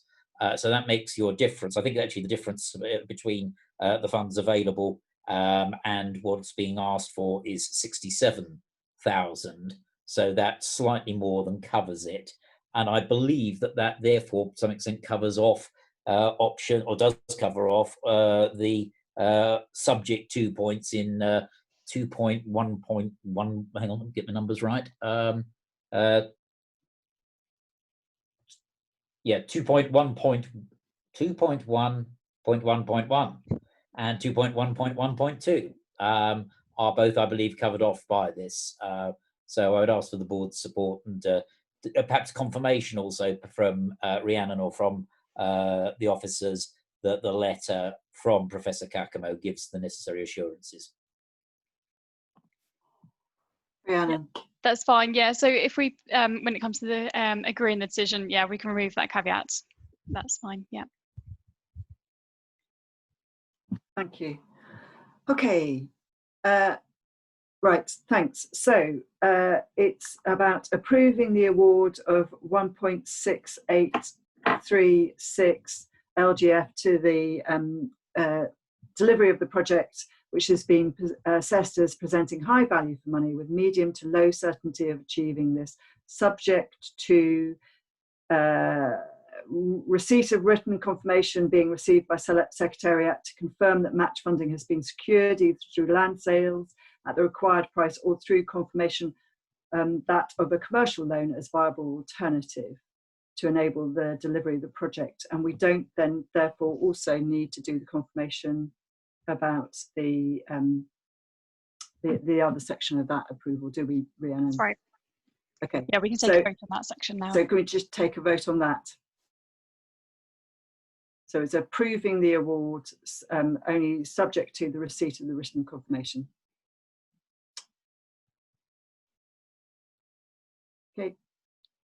Yep, agreed.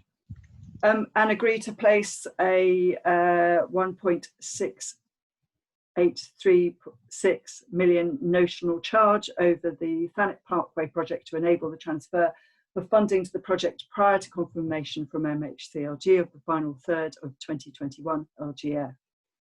And I was just asking whether we needed to read all the notes yet, given that I have to say the same thing about 4 times every time we come to a vote on something, but we're just checking whether legally we have to do that. Do we have the answer to that yet?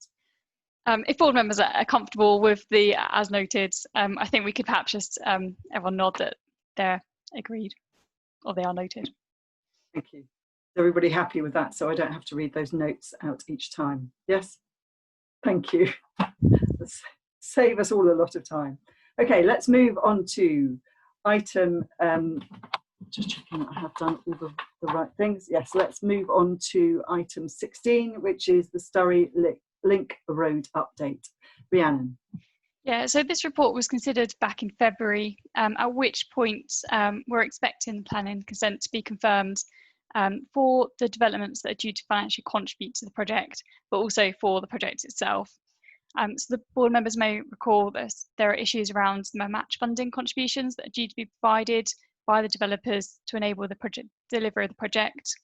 In February, it's agreed, yes, that if the planning consent is not confirmed, that actually the funding would be automatically reallocated as of the 17th of May Accountability Board meeting. Obviously, that meeting didn't take place, so there was no opportunity to provide an update at that meeting.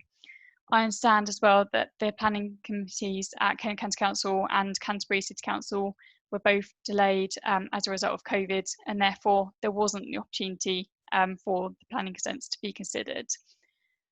There is an issue that's arising related to the appropriate assessment. So there's some concerns around the cumulative impact of the development, the residential development and the link road itself. And Natural England are asking for an appropriate assessment to be completed. Kent County Council are looking at some approaches with the developers and Canterbury City Council about how the impact of the development can be mitigated.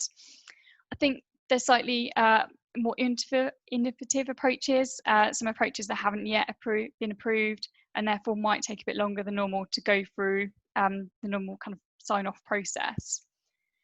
As part of this report, we're either asking the board to agree an extension of the time for Kent County Council and Canterbury City Council to approve the planning consents for the project, enable them to proceed, or to note the fact actually, the decision at the board last time was for the funding to be returned to the LGF pot. I think, no, that's fine, that's all I was going to say on that point. I'll open it up for discussion.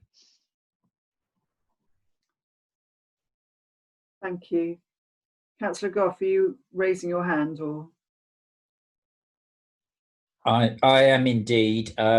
Just to say that I would ask the board to adopt the option which is described there in terms of that deferral through to September. Clearly, as Rhiannon mentioned, there's been an impact on planning committee timelines. There is also at the same time the issue of the appropriate assessment.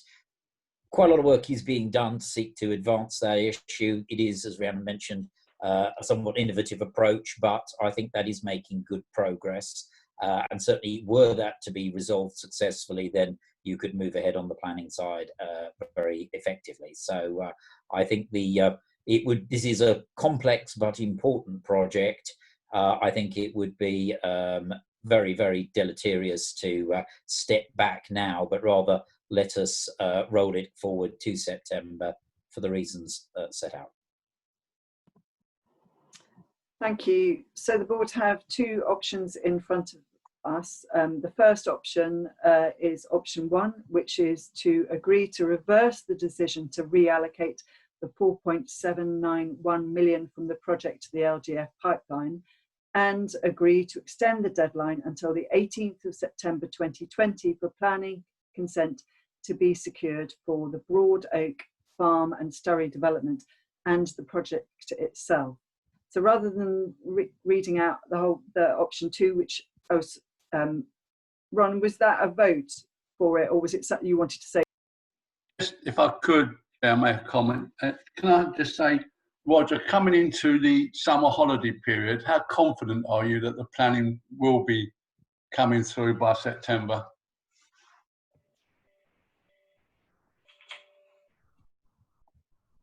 I believe we can deliver on that. I think, as I say, the key point has been around the appropriate assessment, and on that we're actually making good progress. So I think it does make sense to defer that through to September.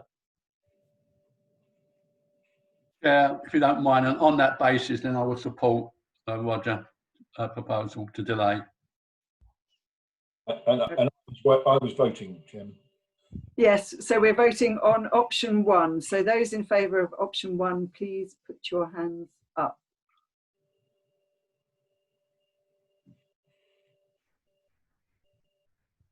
Yep, agreed. Okay, great. Thank you.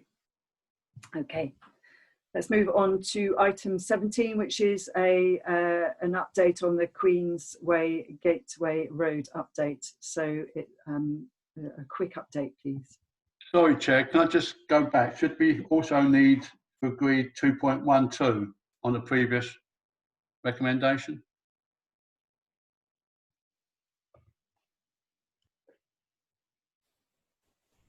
Sorry, I've lost Rhiannon, are you able to help me out here? You're on mute. I think you agreed the whole of option 1. Yeah, it was the whole of the option 1. So it was agreed to reverse the decision and agree to extend the deadline. Is everybody happy? Yeah, I'm happy. Yeah. Yeah. Smile. Yeah. Okay, good. All right. Okay, as long as everybody's clear about that, we're going to do the update on the Queensway Gateway Road.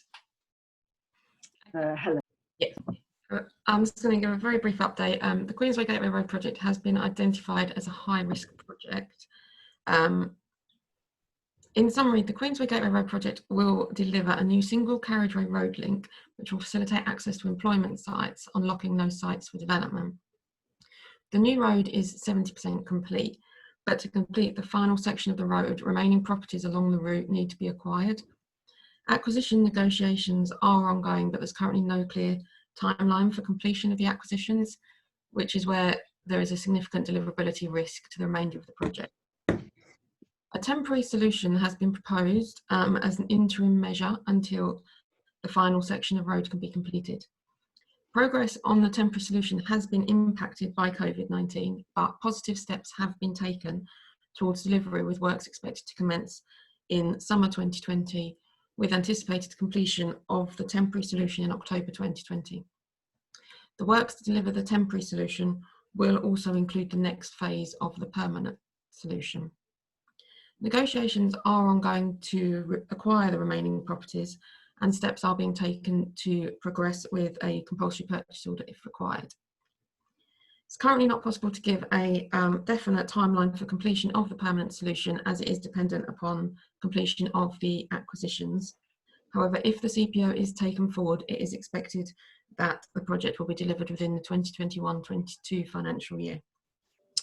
As this has been identified to have a significant deliverability risk, the board will continue to receive updates on project delivery until satisfied that the deliverability risk has been addressed. I think that's all I'll say for now. Okay, thank you. Councillor Glazier. Very briefly, I mean, thank you for the introduction. It's a pity that we have an obstruction, but we now have a way forward. I'm confident that the temporary solution will ease the traffic problems in and around the surrounding area, and the final completion of this is a must. And so I would urge the board to note the report and look forward to receiving more positive reports in the future. Thank you. So it's to note the latest position on the delivery of the project and about the fact that we will be given a further update at our next meeting on the 18th of September in 2020. Okay, move swiftly onto item 18, which is a Bexhill Enterprise Park North update. Helen. Yes, so an update on the project was provided at the last board meeting. Just as a reminder, the project will deliver site and servicing infrastructure that's required to access individual development plots on the business park.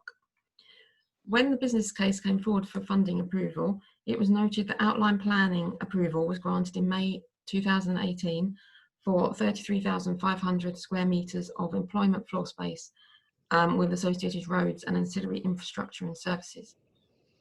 Subsequent to the funding decision, an application for approval of reserved matters was refused in October 2019 by Rother District Council. This obviously presents a significant deliverability risk to the project. A planning appeal was submitted to the Planning Inspectorate in December 2019, and as set out in the report that was presented at the February board meeting, it was anticipated that the planning appeal would be decided during June 2020. However, as a result of COVID-19, the appeal process has been delayed, and to date, a date for the appeal has not been set. Whilst the outcome of the planning appeal is being waited on, other options for progressing the project are being investigated, and if these options are considered to be viable, an update will be provided at the next board meeting. A revised delivery programme will be developed once the timeline for the appeal has been confirmed, but under the best case scenario currently being considered, this would see project completion in terms of the LGF works in June 2021. At the February board meeting, it was agreed that LGF spend on the project beyond the 440,000 that's already been transferred to East Sussex County Council should be paused due to the significant deliverability risk faced by the project. It is recommended that the pause on LGF spend remains, as it has not been possible to reduce the deliverability risk.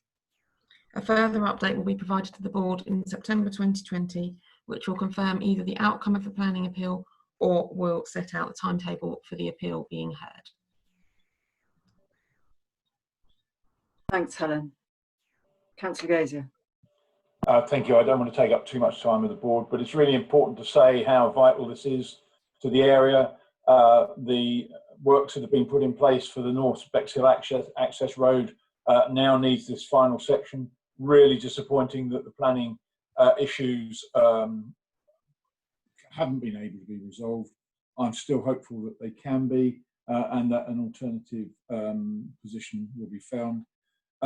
This has got to go ahead. I'm just disappointed that I'm here again explaining to you that we haven't resolved an issue that needs to be resolved, because as government tell us day in, day out, we need to build business space. We have businesses waiting to get into these places, and so it really is an essential part of the joined upness that I hope we can overcome.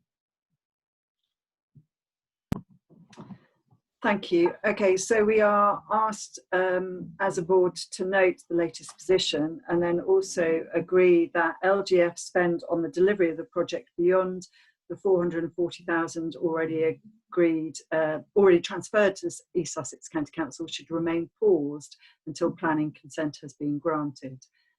Do we agree that? I see your hands, please. Thank you. And agree that a further update on the project, which it confirms the outcome or sets out a clear timetable for conclusion of the planning appeal, should be provided to the board in September. Are we agreed? Show of hands, please. Thank you. Apologies for the noises off. I think my kids are doing something upstairs. Okay. Let's move on. Thank you to item 19. This is the USP College change request. Howard. Thank you, Chair. Yes, this project was originally awarded funding back in September 2019. That was awarded £900,000, which has not been spent yet. An opportunity has arisen to relocate the project from the original site in Benfleet to Canvey Island. Moving to the Canvey Island Skills Centre does require less work, including demolition, foundations, and also planning permission. The project Canvey will be delivered much quicker, and it will be a valuable addition to Canvey Island itself.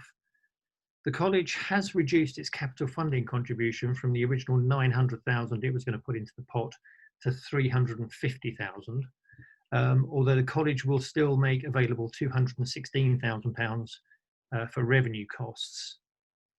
This reduction in college contribution will help ease the financial pressures that they're under as a result of COVID-19. The project will still deliver a new state-of-the-art Centre of Excellence for Digital and Immersive Learning in the new location, and it is proposed that the same benefits will be produced by the project. Because it's going to be delivered slightly quicker, it should be open by some point spring of 2021. I'll hand over to Steve here for the analysis at this point. Thanks, Howard. Stephen.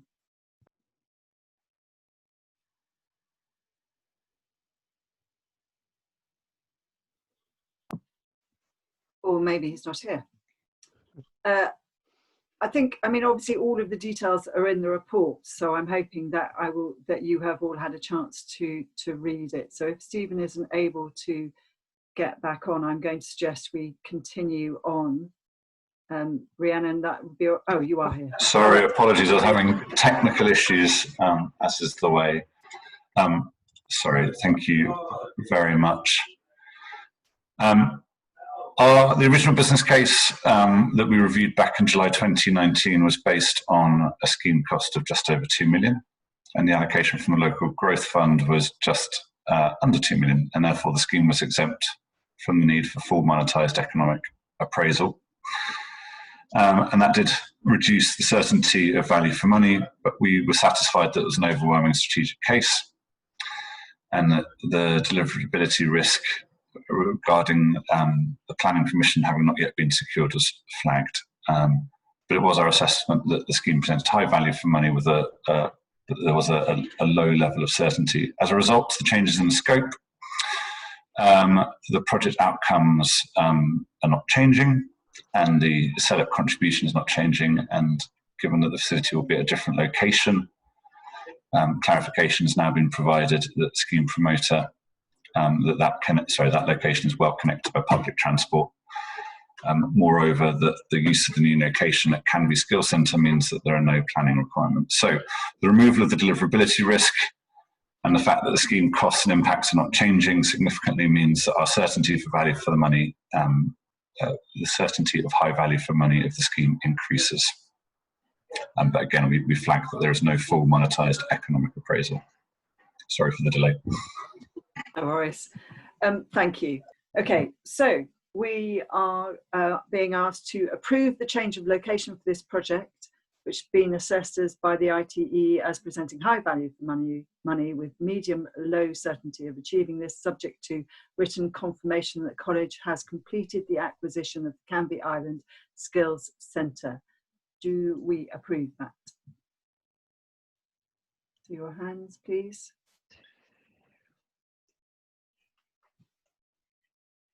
Okay. Thank you. Yes, Rhiannon? Yeah, happy? thanks. And note that the reduced amount of match funding from the USP College from 900,000 to 350,000, and note that the proposed location doesn't need planning permission, which will allow the project to proceed sooner, and thus all LGF spend will be completed by March 2021, which is very good news. Okay, so now let's move on to item 20, which is the Growing Places Fund update. I'm handing over to Helen on this. Yes, so I'm just going to pick up on a few of the key points from the GPF update report. The majority of the report considers the impacts of COVID-19 on the GPF programme, and a number of overarching COVID-related risks have been identified in the report, including the effect of social distancing measures on construction practices, the impact on the property sales and rental market, and the impact on income from commercial tenants. As a result of these risks and the wider impacts of the COVID-19 pandemic, repayment risks have been identified against 6 of the GPF projects. Work is ongoing to fully understand the impacts of COVID-19 on these projects and their intended repayment mechanisms. It is anticipated that revised repayment schedules for these 6 projects will be brought forward to the board for consideration in either September or November. At this board meeting, the board are asked to consider the proposed revised repayment schedules for the fitted rigging house project at the Chatham Historic Dockyard and the Charleston Centenary project in East Sussex. Both of these projects experienced immediate effects of the COVID-19 pandemic, which impacted on their cash flow, and as a result, they are unable to meet the initial repayments which were due in March 2020. Revised repayment schedules for both of these projects, which set out the impacts of COVID and reflect the impact that is expected on their cash flow, and they're set out within the report. Also to note that the cash flow that's set out within the report has been updated to reflect the repayment risks which have been identified. And currently we're only showing repayments from those projects which have reported no repayment risk. The cash flow will be updated as revised repayment schedules are brought forward to the board for consideration. One other point to raise, the board are asked to note the revised drawdown schedule for the Colchester Northern Gateway project. This project, the drawdown funding on this project has been delayed due to issues with finalising the loan agreement between Essex County Council as accountable body and Essex County Council as upper tier local authority for the project. Work is ongoing to mitigate these issues, and it's hoped that the agreement will be in place soon, which will allow drawdown of the funding. Just finally, to give a brief update on GPF round 3. As you're aware, the strategic board met on the 12th of June and agreed the prioritised project pipeline and agreed investment of £12 million in new GPF projects. This will enable the first 5 projects on the pipeline to come forward to this board to seek formal funding approval in either September or November. Thank you, Helen. Okay, I don't see any hands raised, so I'd like us to note, rather than me reading them all out, to note the notes on page 241 and page 242, please.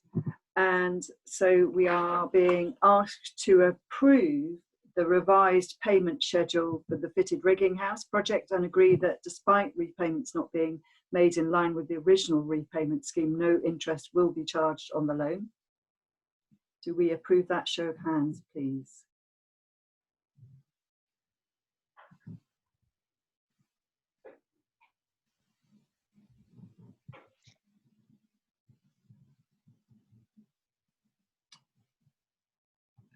Are we covered, Rhiannon? Yeah, that's fine. Has everybody voted? Yeah, I think Councillor Chambers abstaining because of the interest. Okay, that's correct. Okay, yeah, and approve revised payment for the Charleston Centenary project and agree that despite repayments not being made in line with the original repayment schedule, no interest will be charged on that loan. Show of hands, please.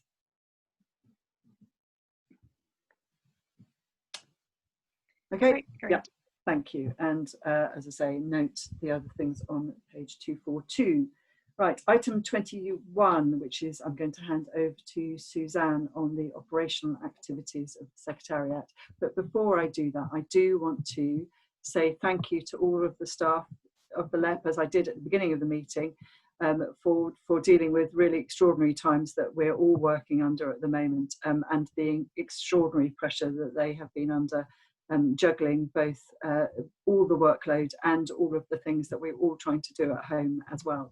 So thank you very much. Suzanne. Thank you, Chair. And also, could I take the opportunity to thank everybody at the accountable body, because they are kind of a bit of a silent partner that sit in the background at the board, aren't always aware of the amount of effort that goes in from colleagues there. So I'd just like that to be officially noted as well, please, because they really have done a lot of work to get this agenda and all the other agendas out, worked really well together with us. So thank you, guys. I won't spend a lot of time going through this because I know that everybody has a lot to do. Quite a lot's changed since I last gave an update to this board that most people will be aware of. The last time we actually spoke in February, we were all focused on the LEP review. That kind of seems a bit like ancient history now, but we did achieve all the recommendations, implemented all the recommendations we needed under the LEP review. We had our annual performance review with CLGU, and we got a good result there with a good rating for governance, a good rating for delivery, and I think it meets expectations, which is a binary assessment on strategic impact. So that is great. There are some small points that we still need to pick up on around the local assurance framework. One piece is the local industrial strategy. Things have gone quite quiet on that front at the moment from government. In the press release that was released to support the PM's speech on Wednesday, in the final paragraph of that press release, it made reference to a local economic recovery white paper that will be issued soon. We think perhaps that that might be where the local industrial strategy kind of morphs into in future, but we don't know yet. We wait for colleagues in Whitehall to indicate what that policy direction is going to be, given the huge change that we've had recently. We will continue to work to put in improvements to our governance so that we're complying with best practice and not just the absolute minimum. We are above the absolute minimum already, but we will strive constantly to make our governance better and stronger. The risk register I will cover as well, just very briefly. A number of risks have come off the risk register because there were a few there that were linked to the LEP review that's now been implemented. Lots more new risks have been added, like every other organisation, I guess, kind of in the world at the moment. There's a number of risks around the business continuity, the impact of lockdown. I won't go into that in any great detail because I think that we all share those across all organisations. We've added the risk around the final third of LGF allocation in this year, but we've discussed that at great length, and we've got a mitigation process in place. There are risks to the delivery of projects and the delivery of the outcomes and the outputs of those projects. Steve's made reference a couple of times now to the secondary economic impact of the crisis, and if there are large-scale behavioural changes, it may be that we don't deliver the outputs and the outcomes because they were forecast and put together in business cases that were based on sort of the old world rather than the new normal. I don't think we know yet what the new normal actually will look like, so we'll continue to track those and mitigate, report back to this board as things become clear. The budget is under a great deal of pressure. We've got very low interest rates, as you all know, we did rely heavily on the external interest earned on capital balances, and potentially we have got some more money coming in, but the drive is to get that money out again very, very quickly. So it's unlikely that we will derive much interest from the additional £85 million. And we also will have a big uptick in the administrative costs of getting those projects through to this board for investment decisions, so additional ITE costs and all the rest of it. So our budget is under quite severe pressure at the moment, but as we know at Strategic Board, last time there was an agreement to put some money into a reserve, and I think for this year I currently feel fairly comfortable that we can manage within the reserves that we're holding. There's as Sarah mentioned, large pressures on everybody around workload. Workload has increased enormously, and there's lots of manifold requests from government for additional bits of information, very quick turnarounds on LGF, the latest funding requests, all things that the board is aware of. The future is very uncertain still. We're still waiting for information on UK SBF and the future roles for LEPs. We understand that the devolution white paper will have some information on these two items on it, and so we're waiting, and we still think that that's going to be published in autumn. And I also heard yesterday that Simon Clarke might be previewing some of what might be in the Devo white paper at his speech at the LGA conference later today. So we'll be watching that with interest, as I guess so will all our local authority colleagues. That's my very brief trip through. Thank you, Suzanne. I'm going to hand over to Roger, but I also just wanted to, I thanked all the CELEP staff, but actually I also wanted to thank all of the local authority officers, some of who may be listening in today, who've done extraordinary work working with us too, on getting all of these responses ready to government. So thank you to Roger. Have you disappeared? Just as I was going to hand over to you. My apologies. Okay. Yep, so I pressed the wrong button. Just a quick question, which was 4.4.1 makes reference to an agreement between CELEP Limited and the accountable body, but then just says it's still planned. Do we have any sense of the timeline on that? That was something that we were hoping to put into place very quickly at the beginning of this financial year, but given the other pressures that we've had working, we've not been able to progress that quite as fast as we'd like. But I know that piece of work is almost done now, so it should be we should be able to get that into place within the next few weeks. I don't know if you had any update on that, Steph, from your side. We have Stephanie Mitchell here from. Thanks, Suzanne. So yeah, as Suzanne says, it's something that we had we'd commenced quite a bit of work on ahead of this point in time, but it has unfortunately just been delayed by the COVID response capacity issues that we've all experienced in relation to that. But it shouldn't take much longer to be able to finalise that. We certainly should have it for the next accountability board so that you're able to see that. We have a very good working relationship in place, and I think it would just formalise that. Thank you, but good point, Roger. We need to make sure that's sorted soon as. Thank you. Okay, so I just would like us all to note the items that are listed in the pack, and congratulations to everybody on the LEP review, performance review, and note the impact of COVID-19 on the operations, and the identification of substantial risks associated to the crisis, and the risk register on Appendix 3. Thank you. So I'm going to hand over now to Lorna on the finance update, or is it Suzanne? Or no, it's Lorna. We're just promoting her up. Just bear with us for 2 moments while we just. She's virtually walking up the room to take her place at the virtual table, if you can just imagine that. I will, just... Sorry, we need a little bit of incidental music while we...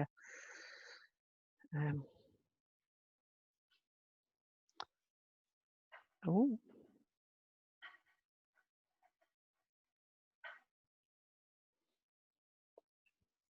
Sorry. Right, looks like she might be in the room. Yep. Okay, right, are you there, Lorna? Can I hand over to you now, please?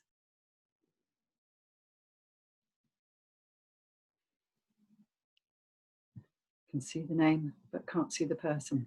Yeah, sorry, sometimes it takes a little while for the connection to remake once you've moved from one part of the room to another. Apologies for the technical difficulties. I think we can be able to hear you now, Lorna.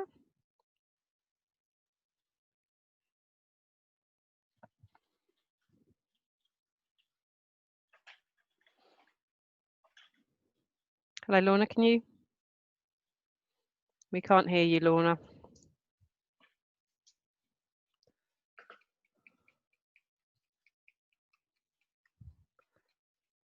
No. If we can't get Lorna, are you able to take us through it, Suzanne? Would you like me to? Steph, would you like to? So yeah, I think it's probably, there's Lorna. I can see you, Lorna. We can't hear you though.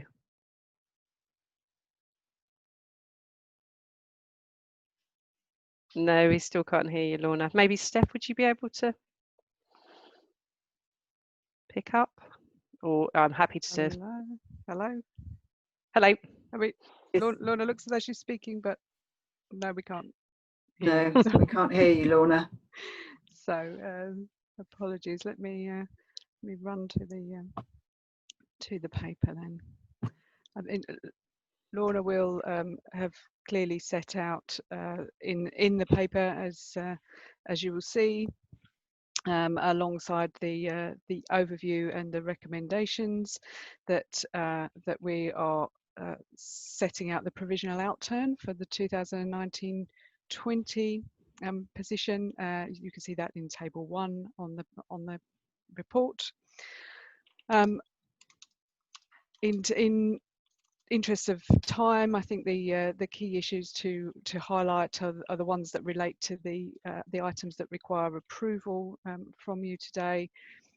Therefore, you'll see, as Suzanne has mentioned, there was an underspend in relation to the position, which enabled a contribution to be available to general reserves. That's also set out in table 1 of the report.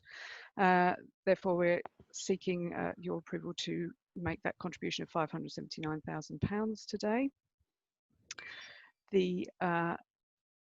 There is a recommendation to increase the minimum level of reserves to 200,000, and I'm sure that you'll recognise that in line with the issues that Suzanne referenced in her report, and the pressures being seen and the risks associated with the LEP position, that it's prudent to increase the reserves position at this point in time, and that is just a standard approach should the LEP cease to exist in the future, and it takes account of closure costs that would be required if that were to be the case.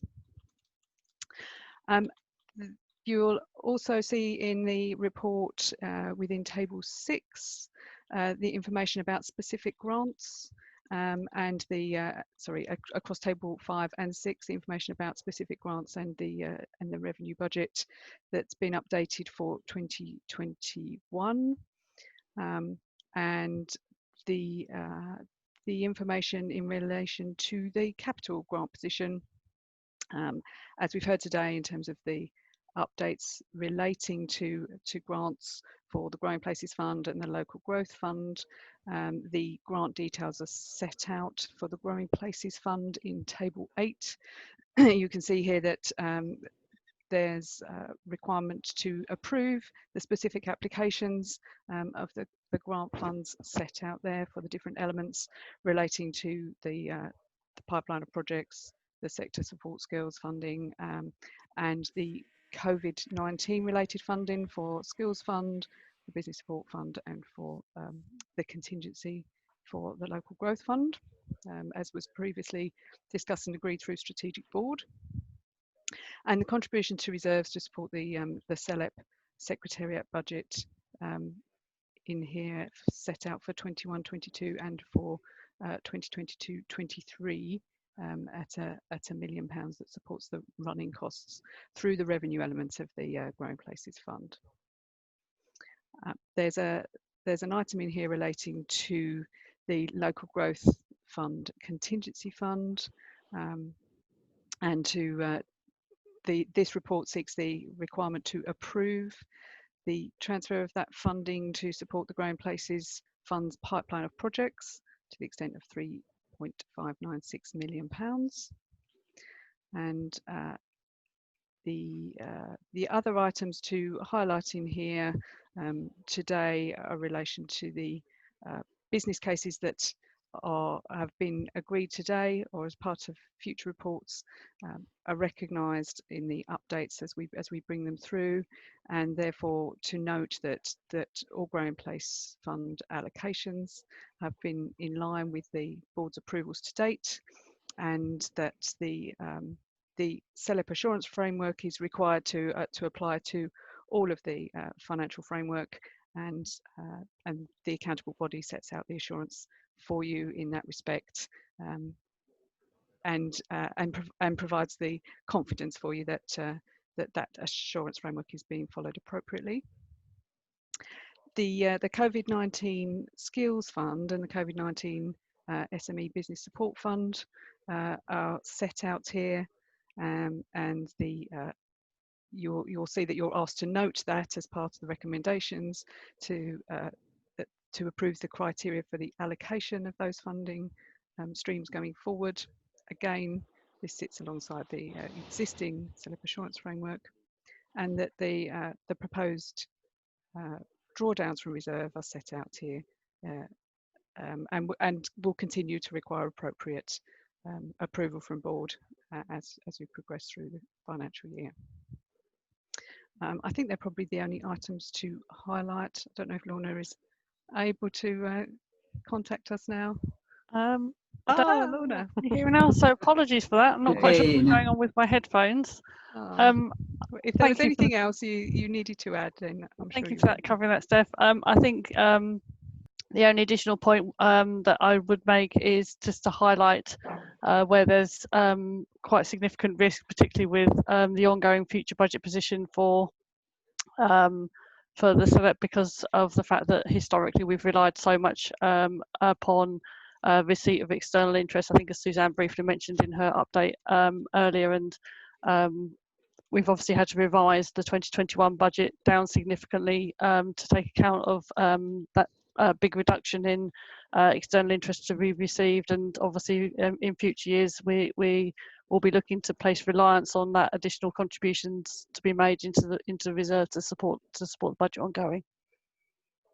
Otherwise, I think you covered it very admirably. Thank you, Steph. Thank you, Steph. Good that you could connect, Lorna, and thank you, Stephanie, for stepping into the breach. Are there any comments or questions from anybody? Councillor Chambers. Well, it's I'm looking at the Secretariat budget. It's the old chestnut, the local area support grant. I'm informed that I raised this when we were putting the 1 million aside. I think it was at the last board meeting, that should we need it, I argued that the local area support grant should be reinstated. I thought at that time the chairman said that he wasn't unsympathetic to the request, but I'm led to believe that he is now not sympathetic to reinstating this. Can somebody give me an understanding of where, if the local authority money is indicated? Is it suggested, because presume that's contributions from partners, the 200,000, but it says the 2021 is 0. Is that, or is that the increase? The movement? Oh, sorry. Okay. So the 200,000 is from the local authorities. My understanding, is that right? Yes. So yes, that's correct. So that's the 200,000 that was agreed last November that we need to put in place, that was needed to secure the £500,000 core funding from government. Yeah, my understanding is that the local area support grant was initially given not only to undertake the LEP, help undertake the LEP review, but also was for the federated areas to support the LEP on a number of its functions, and they are continuing. So why is there not something in there to support the federated areas in performing their functions on behalf of the LEP? So just to clarify in that respect, so for the funding that's been given in the last 3 years has been provided on a one-off basis. First, initially for the federated boards to address and implement the requirements under the assurance framework. So in the same way that the LEP had to up and endorse that, and also in last year to support the implementation of the LEP review. So each year that funding's been given on a one-off basis for those specific purposes under those grant agreements. So at no point has there been assurance provided that that funding would be provided on an ongoing basis. And equally from the CELEP's own funding position, given that it only receives the £500,000 core funding from government and the £200,000 from the local authorities, to then commit £150,000 of that funding ongoing to the local area support grants for where there's no specific purpose to be allocated. It creates a particular challenge. Last year's allocation was made much easier because of the fact the government had applied that additional £400,000 of funding to support the implementation of the LEP review. But I don't know if Adam or Suzanne want to say anything further. Well, can I just come in there and say, but there are continuing requirements on the federated areas. Indeed, the operational paper actually outlines what the responsibilities, some of the responsibilities of the federated areas are on behalf of the LEP, such as the recruitment of LEP directors, completion of declarations of interest, and other activities which help support the LEP. Shall I come in, Chair? Is that okay? Yes, yeah, and I also know that Roger's got his hands up, just so you know, Roger, I haven't forgotten you, and Councillor Woodley. So Suzanne first, and then... There are some costs, and that is they're the costs that are sort of inherent with a federated model. If we didn't have a federated model, then those costs would be lower and would be held within the Secretariat. That there is, within a federated model, there is an element of duplication. Obviously, that was the choice of the areas to implement a federated model, and we. And so that there is a certain element of inefficiency in that model, which we take because there's other benefits. But it's just that within the CELEP's very constrained financial budget, it's very difficult to be able to provide that grant back. And when the federated model was agreed, there was an assumption at that point that the costs of that federated model would be borne by the Secretariat budget. Well, I've made my point. I think Roger was... Thank you. Councillor Gough. Yeah, I mean, I just endorse what Rodney said. I do. I understand entirely that the budget, particularly at the moment, is very, very constrained, and so I'm sort of sympathetic to that. And I recognise actually what was done in terms of rather good budget management last year, and transfers to reserves make sense. But on this point, it does seem to me that the whole philosophy we have as a LEP is to strike a balance between what we do as one LEP and what it is that we do on the model of the federated areas. And there are ongoing costs associated with calls for projects and indeed the whole function that the federated areas play in this. So I am concerned that this represents a shift in the balance between, if you like, the centre and the federated areas on the one side, on the other side. And I think actually in terms of reserves, we're in a position, aren't we, where with GPF being transferred to reserves, we're looking at now, is it 2.3 million? So I appreciate we're under pressure, but I'm not sure that's the whole picture. Just to come back on, sorry, Chair, if I may, to come back on the reserves position, I do set it out in the paper. Obviously, that additional £1 million funding is for 21, 22 and 22, 23. And assuming the recommendations are approved, by the end of 22-23, the overall reserves position is at risk of going below the minimum level if we sustain the same level of contributions and spend. So, whilst I think our reserves position is reasonable now, I think by the end of that 3-year period, there is a risk that we will be below our minimum level. So, just to flag that. Thank you, Lorna. Councillor Woodley. Yeah, thank you, Chair. I think that's the situation we're in. We can't we can't keep taking out money from our balances and think it will all go away and be happy. Our expenditure far exceeds our income. We have to be mindful of that.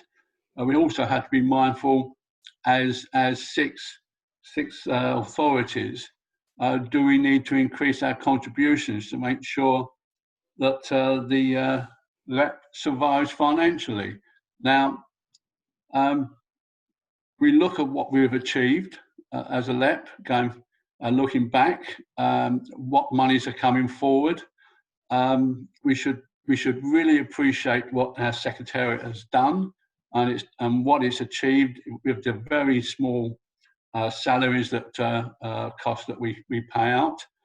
And we have to make a decision. You know, the 6 councils need to make a decision that we need to probably increase our contributions, whatever form we want to do that, whether it's a straight split between the 6 or based on the funding we get from the LEP, and make that decision and make it financially sound going forward. There's no point in burying our heads in the sand and thinking, oh, tomorrow's another day. We have to plan for tomorrow.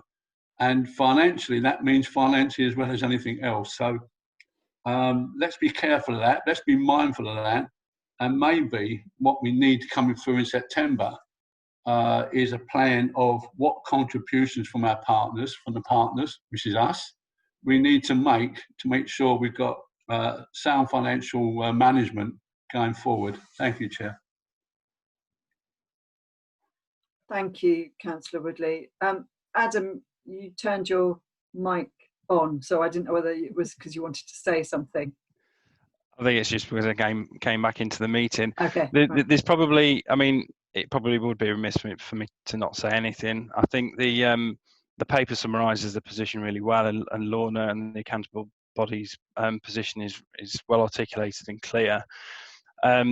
I suppose from our perspective, we've been in a position to pay back 3/4 of the contributions over the last 3 years because the interest earned has enabled us to do that, and the additional funding we had last year enabled us to do that. It's simply the case that we just don't have those levers anymore. The situation is very different, but the work we have to do just increases exponentially, as we've seen over the course of the last couple of weeks. And you know, it's been really gratifying to see the impact that we've been able to have lately.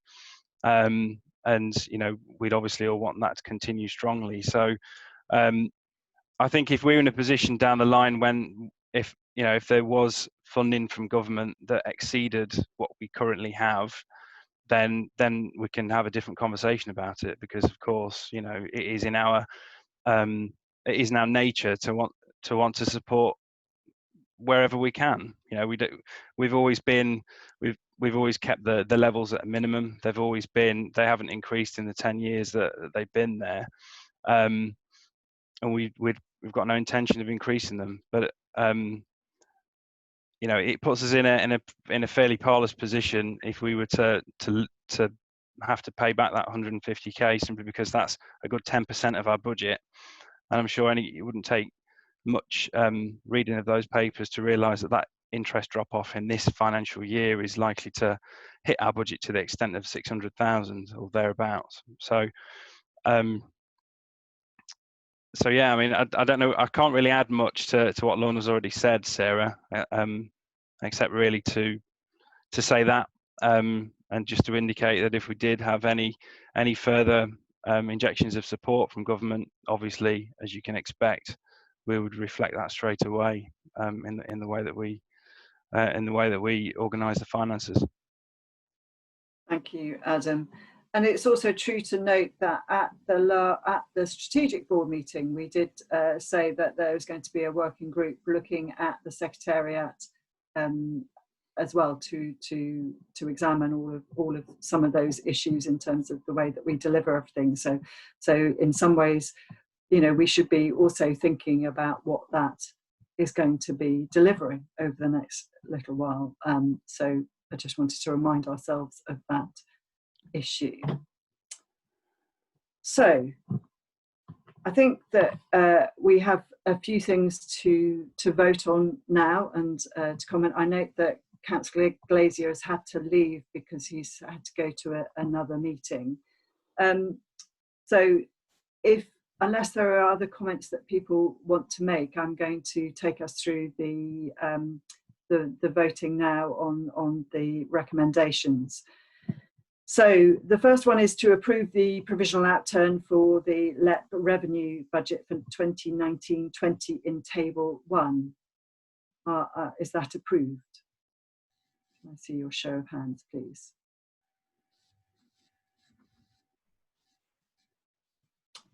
Councillor Chambers, I can't see you. Thank you. Thanks. Okay, Rhiannon, that's fine, yeah? That's fine, yeah. So the next one is to approve the contribution of 579,000 to 100,000 to the general reserves in Table 1. Show of hands, please. Okay, thank you. The third one is to approve the recommended increase in the minimum level of reserves to 200,000 held to meet the costs of closure should CELEP cease to function. Is that approved? Yeah. Okay, thank you. And the next one is about approving the updated 2021 CELEP revenue budget as set out in Table 6, including the specific grants summarised in Table 5 and detailed in Appendix 1. Is that approved?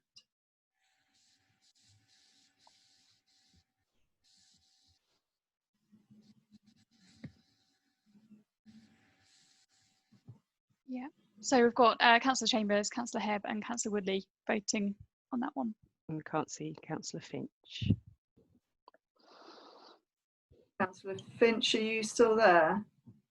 Oh, sorry, Councillor. Oh, he's had to leave. Okay. Are we still quorate? Yeah, we're still quorate. That's fine. Okay. I'm here. I was just about to log off, so stop the video, but I vote in favour. Okay. Thank you very much, Councillor Finch. I've got to go now to another meeting, unfortunately. Okay. Thank you very much for staying with us for this time. So the next one is to approve the application of the GPF capital grant as set out in Table 8. And I'm going to summarise it, which is supporting the GPF pipeline of projects of 12.296 million, extension of the sector support fund of 1 million, establish a COVID-19 skills fund of 2 million, establish a COVID-19 SME business support fund of 2.4 million, establish a COVID-19 LGF contingency fund of 3.596 million, and a contribution to reserves to support CELEP Secretariat budget in 2021, 22 and 2022, 23 of £1 million. Can I have your votes on that, please? Councillor Hebb, I can't see you. Thank you. All right, thank you very much. Approve the reallocation of the COVID-19 LGF contingency fund of 3.956 million to support the GPF pipeline of projects in the event the government confirms the allocation of at least this amount of the remaining third of LGF to CELEP. Votes please on that. Yep. All right. And then the other notes outlined. Subject to board approval, all GPF are subject to board approval of the business case in line with the assurance framework, and that note that both the COVID Skills Fund and the COVID SME business support require strategic board to approve the criteria for allocation in line with the CELEP assurance framework. And to note that any drawdowns from the CELEP Secretariat budget reserve will require approval from the board. And note that by the end of 22-23, the level of reserves is forecast to be below the recommended minimum level, and that further options to increase income or reduce costs will need to be identified to mitigate this risk as part of future budget planning. Okay, thank you very much. Roger, did you have something you want to say, or was it just a note?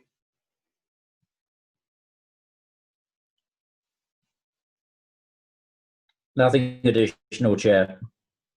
Thank you. Right, thank you very much. Moving on to the date of the next meeting, it's scheduled for the 18th of September from 10 o'clock till 12 o'clock, hopefully a shorter meeting therefore than this one. We won't have hopefully so much to go through. As far as I'm aware, there is no urgent business. We've considered the confidential appendices under previous items, so we don't need to go through that. And there isn't, as far as I'm aware, any urgent exempt business. So thank you very much. I know this is an incredibly long meeting and you know, rather process driven at some points, but thank you very much for bearing with us. Thank you very much to all of the officers for all of the work that you've done to prepare those extensive papers, and have a good rest of your Friday. Thank you Big very thanks much. to you, Sarah, for having such a marathon first accountability board. Well done on getting through it. Yeah, even before the end of time, 7 minutes to go. Yeah, great so, work. Hurrah. Yeah. Thank you very much all. Take Well done, care. Sarah. Thank you. Thank you. Thank you. Bye. Thank you. Bye-bye. Thank you. Thanks all. Take care. Thank you.